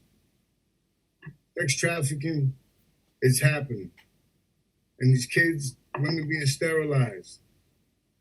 It's part of this. It's really a part of this. Racism is all around us. We need each and every ally to hold these bigots accountable. Okay. Accountability is going to be our success to winning and knocking out racism. All right. I'm just going to keep it short. Thank y'all for having me. Yeah, appreciate y'all. We ain't done yet though. You got a couple. You got some audience. I know. It's funny too because what's popping in my head is Cradle to the Grave, right? Which was a movie. I don't know if I remember that movie. I remember that. Yeah. and Aaliyah, but anyway, it's Cradle to the Grave, right? I mean, these things are hitting us, and these problems are just so systemic. But thank you for raising that. Let's move on to the next panelist. Okay, go on ahead. It's me again. The thing with me that we haven't touched on is the racial profiling by the police worldwide, and why all of these people of color and white are just being singled out and being systematically killed because they have different views. It's I'll be on Facebook sometimes and be watching stuff, and I'll be so appalled at what I see that the only thing I could do is just have my own thought, and I'm like, my mother said the racism from her time is nothing compared to what it is. It's like the same thing all over again, and it's sad. She said all the marches and everything, and this and that, and it's still almost back to point one from when she was young and going through it, because she's from down south, Fayetteville, North Carolina, and she said it was so bad, and she said she's seeing the same thing now, and she's just kind of like appalled. And then with the police, it's like if you darken the next person, you a target. I don't want to be a target. I just want to live my life. That's it. And the fact that you know, folks have a record. You know, I'll never forget what this judge said to me on my first internship. You know, it was in a courthouse, and this judge said to me, he said, you know, he was black judge, and he took me out to lunch. Him and the guy that was an auditor. He was the only black auditor for miles and miles and miles for the county. And he said, both of them said, well, really, it was just the judge. He said, you know, as a person of color, you might be here now as an intern, but you could quickly be behind bars. He said, I have seen plenty of young black and brown people, but especially men, right? At that time, it really was just it was mass incarceration of black men, and then mass disempowerment of black women. And he said, you black people only have one time to mess up. You don't get a childhood. He said, when you go before my colleagues who, you know, they don't look at you the same way. And I don't know what he meant by that. And I'm probably paraphrasing his words a little wrong, but it's one of those things where that's how it hit me. And it was real. It was like, to be black in America means to be perfect all the time, because if you mess up, you get put in that system, and there ain't nobody with no title that can take you out. And so when we look at people with records, we have to keep that in mind, that most of these people were young too and made mistakes like everybody else, but they didn't get the same chances as the white kids did when they got brought in and their mommy and daddy spent the money and got them out, and they got to make that as a learning. It was a learning point for them, and it wasn't the same. And that's true. Even if you have minor violence to no violence on your record, and you a black man, you are looked at as the same as if you did. Somebody that's been doing it for 10 years. Yeah, it's slavery all over again. It's just systematic slavery. TT. Systematic slavery. And they're getting paid to house POCs, these private jails, these private sectors, these lobbyists. Like I said, owned by white folks. And my brother is in one of these privately owned jails from Vermont, and they are in Mississippi. And now I just heard from him after not hearing from him for almost a month and a half that an officer who has interaction has brought the COVID-19. So my brother right now and everybody that's from Vermont is fighting it down in the Mississippi jail that has been outsourced from Vermont. Another thing is that my organization, the Black Lives Matter organizations, it's gonna be real quick. That since I started this organization in June, we marched less than 10 times in North Adams and Pittsfield. My house been shot at, my car been blown up, and the death threats that I receive every day against me and my family and my black kids, that if I continue to march, that my black kids will be skinned alive. Oh my God. So this is what we deal with, and this is coming from Vermont citizens. Oh yeah. And just to find out that a selectman board of the selectman board in Vermont is the head sheriff of the son that's threatening me, and they have a militia called the Risky Ranchers in Stanford, Vermont, and his father is the head sheriff, and the head sheriff is the head of the militia in Vermont, and they're threatening me and my kids. This is what we're talking about. He's an official, government official. So if they wanted, if they wanted me, they can have me. They already blew up my car. They already shot at my house. It's documented all over the news, documented black and white. And guess what? They're trying to silence me. I refuse to be silenced. I'm gonna continue to march. And I'm gonna continue to fight for what's right in our people. I'm gonna continue to fight for equality, and I'm gonna stand with liberty. Liberty is freedom, and freedom is what we're fighting for. And I'm gonna leave it like that. Yeah, thank you for sharing that, and we wish you all the peace and safety. And I wish we could wish you more, but it's real, and you're not the only person of color that I have heard have those experiences. People that are close to me have had similar experiences. I've had similar experiences myself. This work is not easy, and so I do wish you all of the peace as you move forward, and for you and your family. So we have one more person, and then that will be at 3:20, and we're going to take from 3:20 to 3:35, and then we're going to let people jump off of here. Now, I want to say to all the panelists that when folks ask you questions, just try to be as quick as you can so we can get as many people in as we can. So they can ask as many questions as they can. Okay, so anyway, so Jamar, let's give you the last word on the last question, and then let's move on over. Yeah, I'll keep this quick. So we've touched on racism, right? We've touched on judges, we've touched on prosecutioners, touched on politics. I think another area we need to address is the economics. Here in Vermont specifically, we don't really have any black businesses.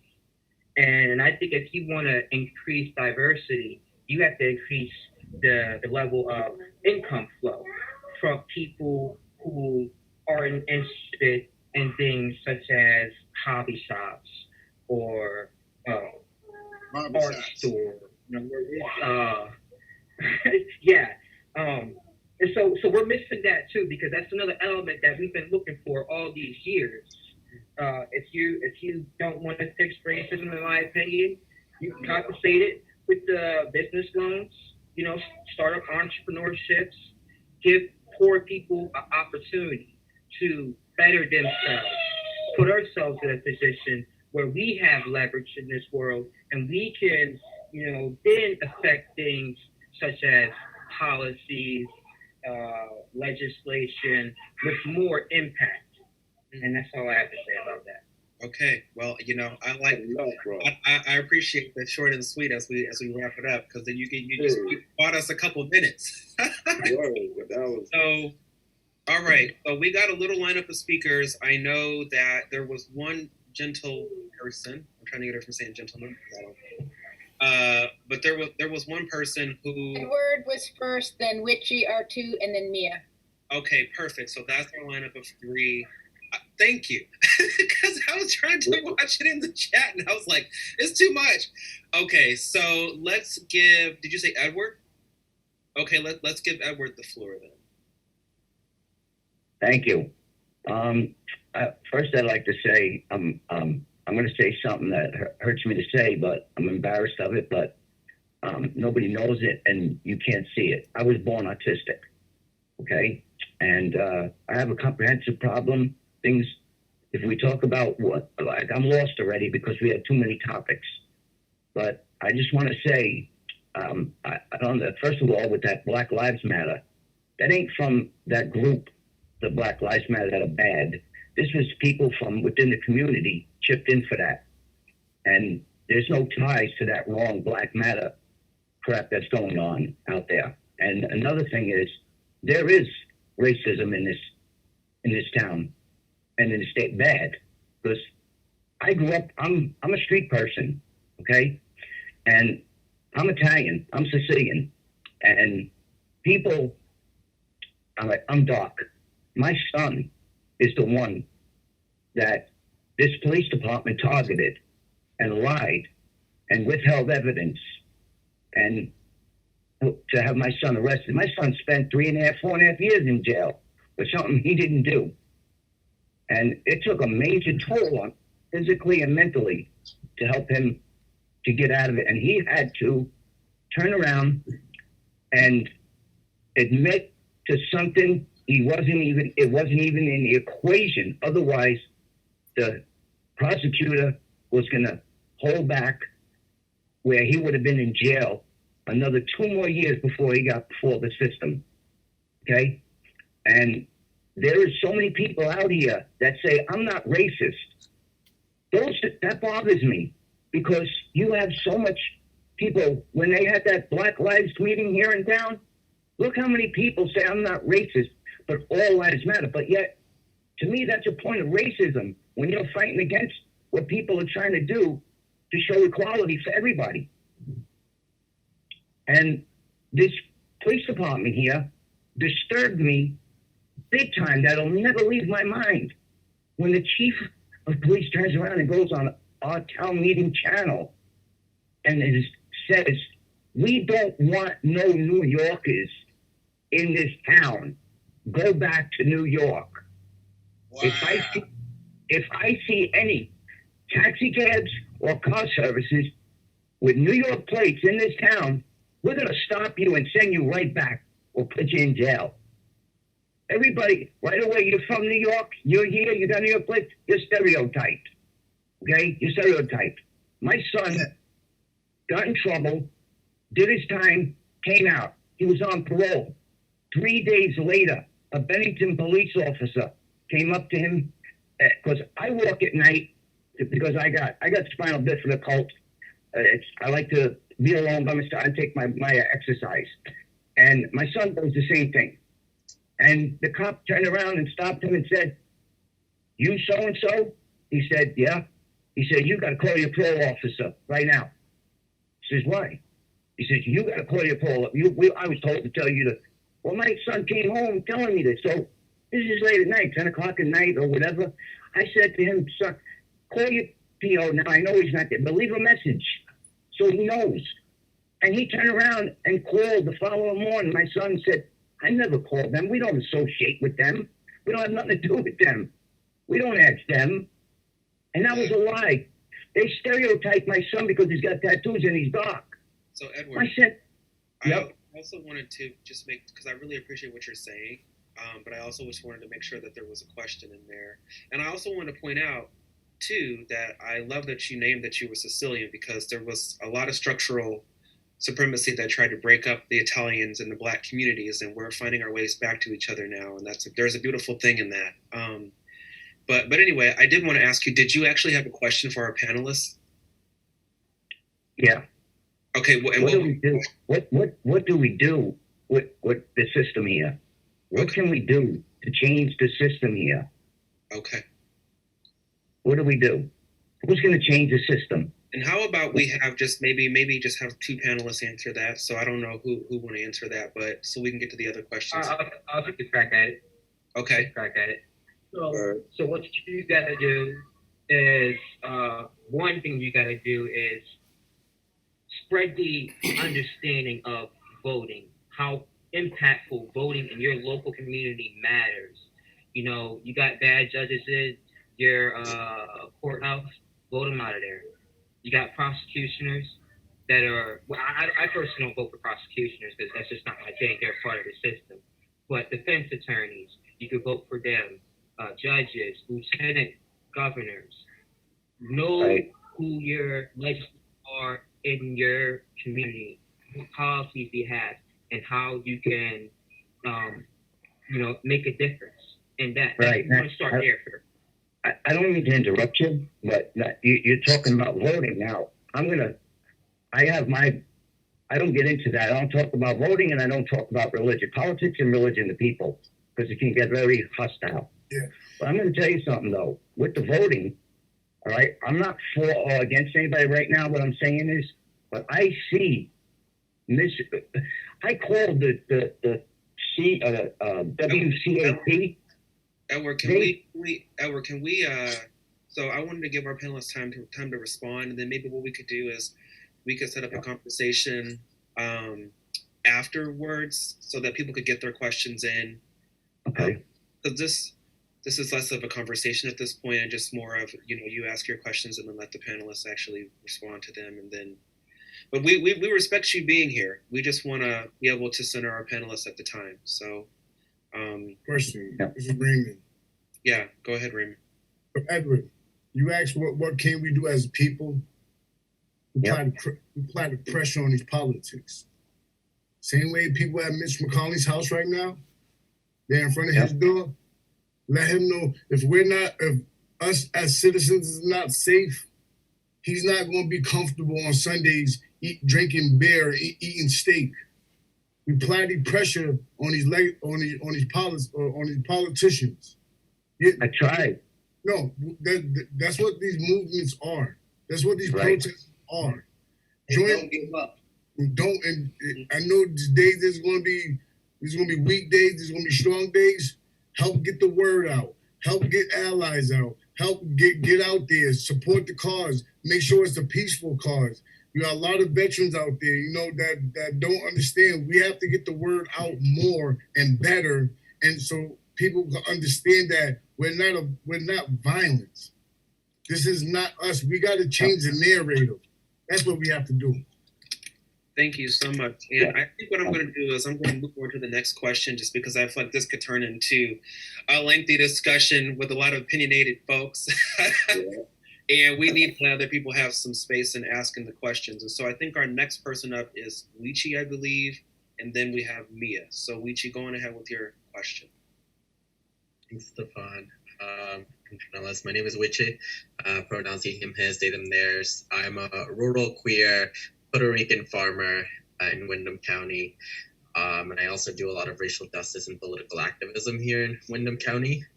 And I sort of, and actually before I keep going, I just sort of want to acknowledge how powerful it is to have Black people who identify as male speaking up in this way and sharing their experiences. It makes me feel less isolated as another person of color who identifies as male.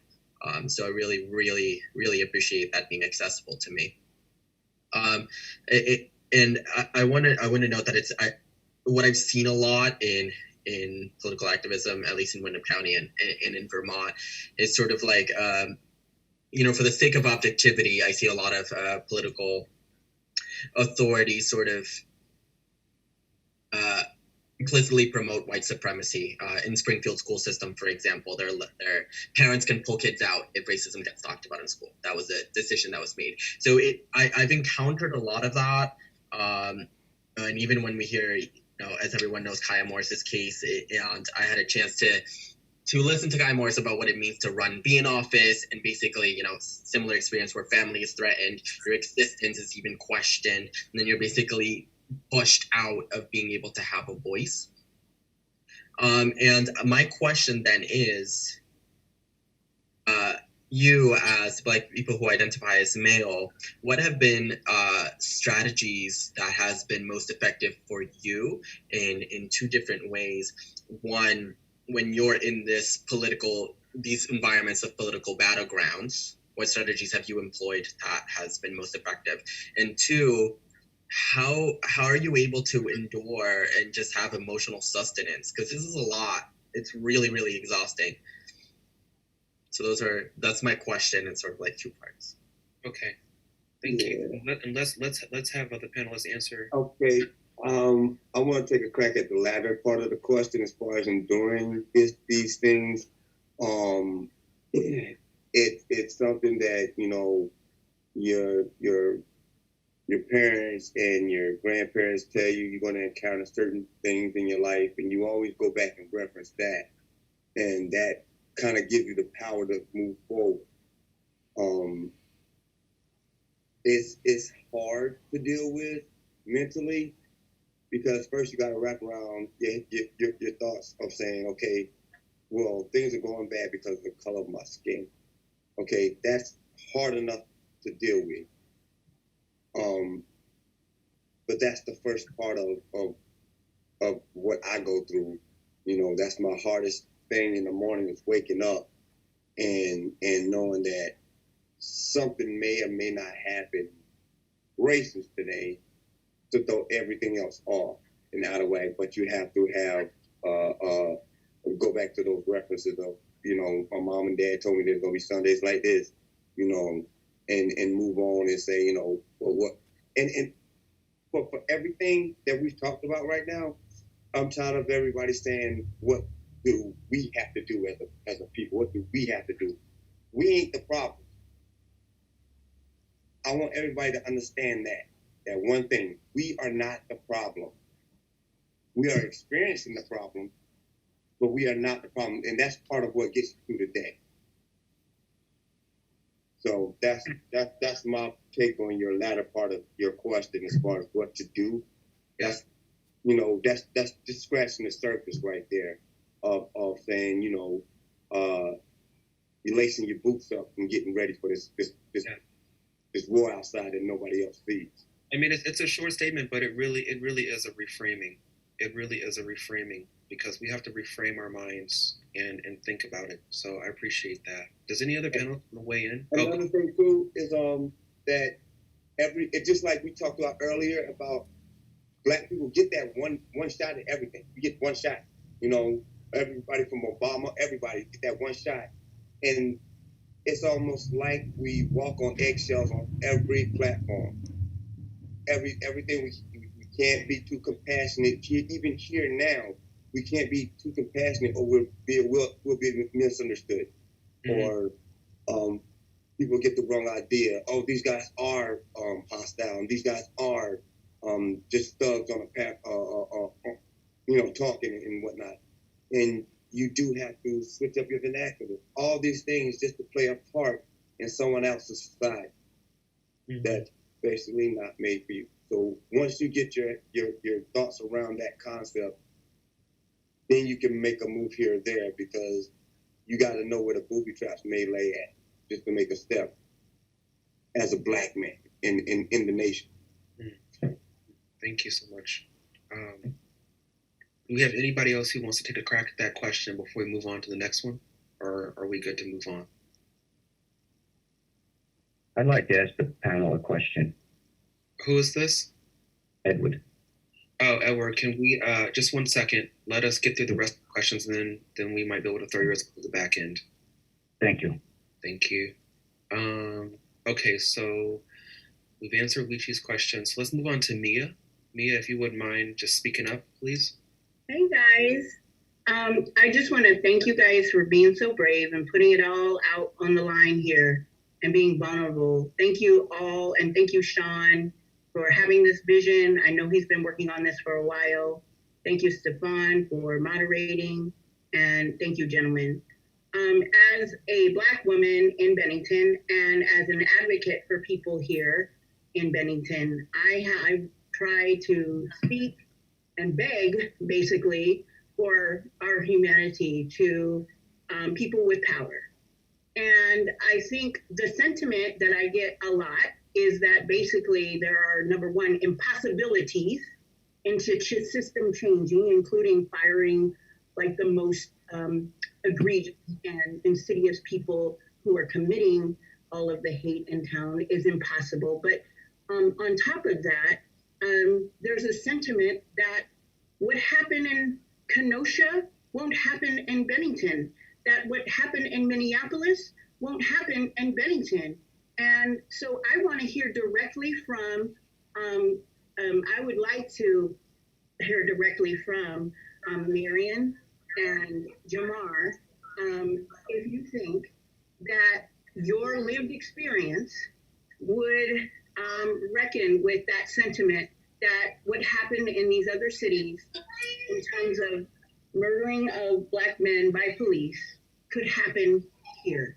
You feel like we are in that in that realm, so that the people here who have doubted me can hear from you directly. Thank you. Well, this is Marion. How you doing, Mia? They should not doubt you, because that can happen.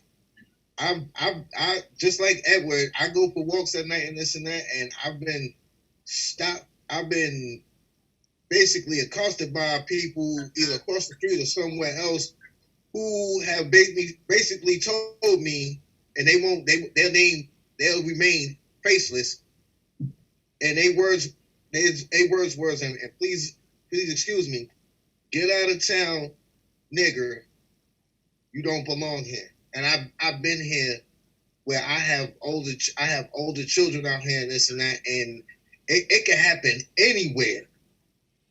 It can happen anywhere, and that's like one of those instances where I'm thinking I gotta watch myself as a black man in somewhere where it's predominantly white, because somebody like Jay or T said, somebody may be having a bad day. If just because I'm black, they want to take it out on me. I'm just here to live my life, take care of my kids, and prosper. I'm not out here. I'm.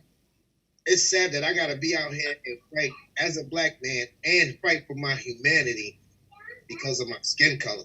But like you said, anywhere out there, it can happen anywhere. It doesn't matter. It doesn't discriminate. That's the only thing with all the stuff that's happening in all these other states to black people and this and that. It doesn't discriminate from this town, whether we have, like Jamal said, we have the 13% or whatever. It doesn't discriminate. It can come to this town too. Thank you. And furthermore, there has been incidents of police brutality and police shootings here in Vermont. So to say that it couldn't be happening is pretty far-fetched. Yeah, it's been happening. It hasn't happened, and hopefully it won't happen. You know, I hope that we won't ever have to say that this is an incident that's happened here. That's true. I don't want to, you know what I'm saying? Because if something like that was to happen here, I can't go to work because I'm going to be constantly fearful for all of my children.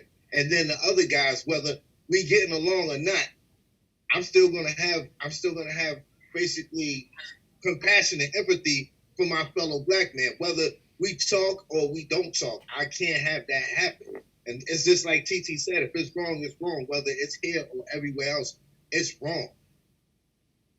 And I hope it don't never come out there.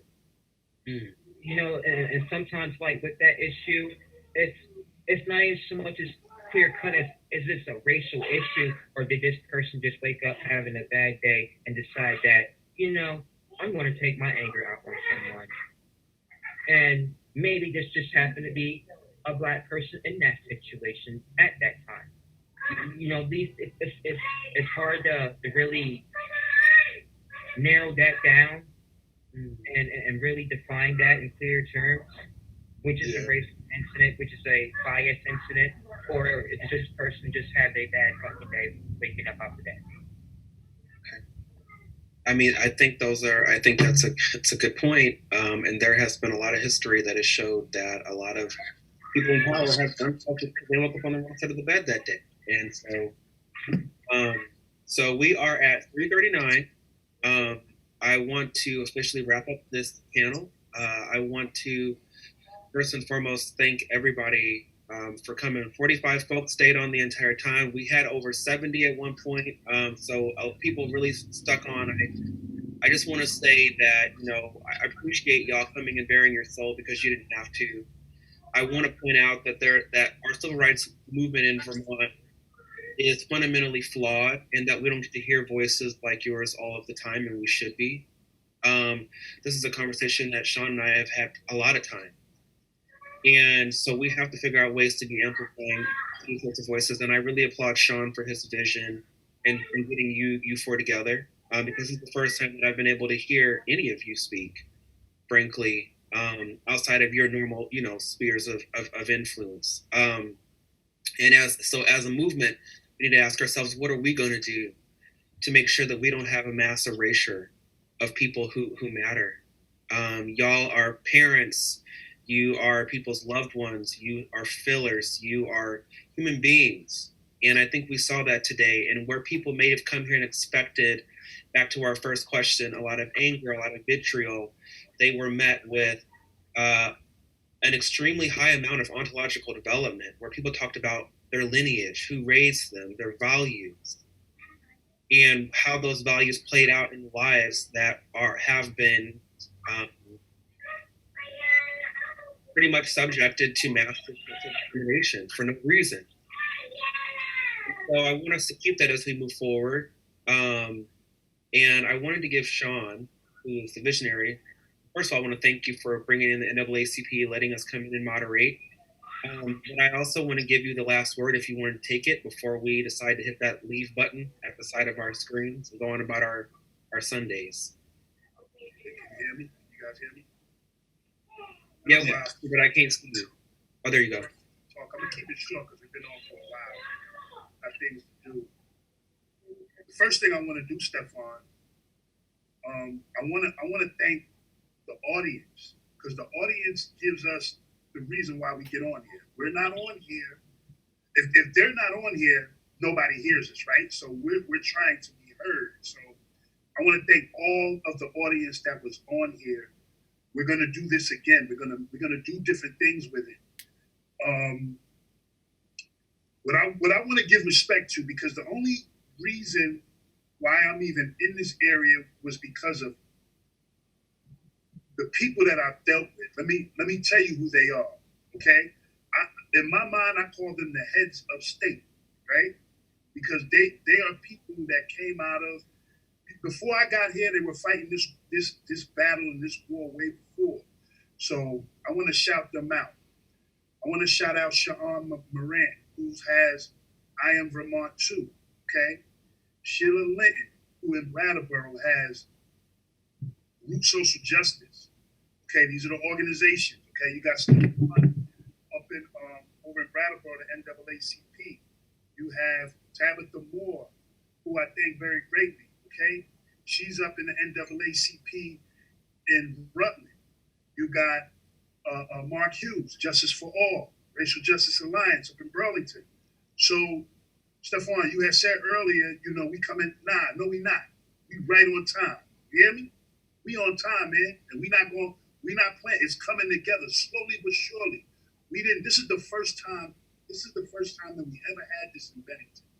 The very first time that we had Black men come out and speak. So we're gonna do more of that. We're gonna mix and match it. We're gonna have conversations with Black men and Black women. We're gonna have conversations with white men and with white women and Black men, and vice versa. We're gonna flip it, switch it, and go all around. And it's all gonna be based around the people, poor people, people of color, people whatever. You know what I'm saying? And those people, okay, those people give us the vision. Shawn Moran, who's been up here for longer than anybody and been dealing with this racism longer than anybody. Okay, these people are the heads, right? I forgot the other woman, very inspirational, but I'd never met her in my life, right? I wouldn't know these things if I didn't come to the BIPOC meetings. Okay, I want to thank my girlfriend, who really is the one that really helped me along with all of this, Mia Cota Shows. I want to cry right now because of when I first got to these meetings, the BIPOC meeting, right, over in Brattleboro, the meeting over in New Hampshire, with another organ, with Rights and Democracy, what I was able to see, because at that point I was a full-blown knuckle dragger. Didn't care about none of these things. I'm keeping it a buck with you, because these guys that I had on here, I'm bringing them along, okay? And you see them speak. This is the first time that these guys were able to speak up. So I'm very proud of that. I'm very proud of the fact. I want to give a shout out to the people that did the mural, even though I wasn't, not that I was against the mural, but there's other moves that got to be made. But the people there, I want to give them thanks and respect. You know, Mary Garish and Beth Newman. So I'm trying to give everybody the right admiration. Logan O'Grady Snow, she helped me out with this panel. So I want to thank her. So I want to just keep going on and on. But you know, these guys hear what I'm saying, right? And I want to bring them along and I want them to feel respected, and I want people to hear them. And they did a great job. I'm proud of y'all, man, for what y'all did for me and for what y'all doing in the community. Now I'm gonna just read this. I'm gonna let it be done, because we're talking about a system, and I got this. I read this all the time. It's from Dr. Francis Press Wells. It was done a researcher by the name of not a researcher, a guy by the name of Neely Fuller, who she studied from. She talked about racism. They talked about racism is a system. It's a system. The system of racism, white supremacy, focuses on all areas, people, and activity. There are 9 areas: economics, education, entertainment, labor, law, politics, religion, sex, and war. The purpose of this system is to maintain the power equation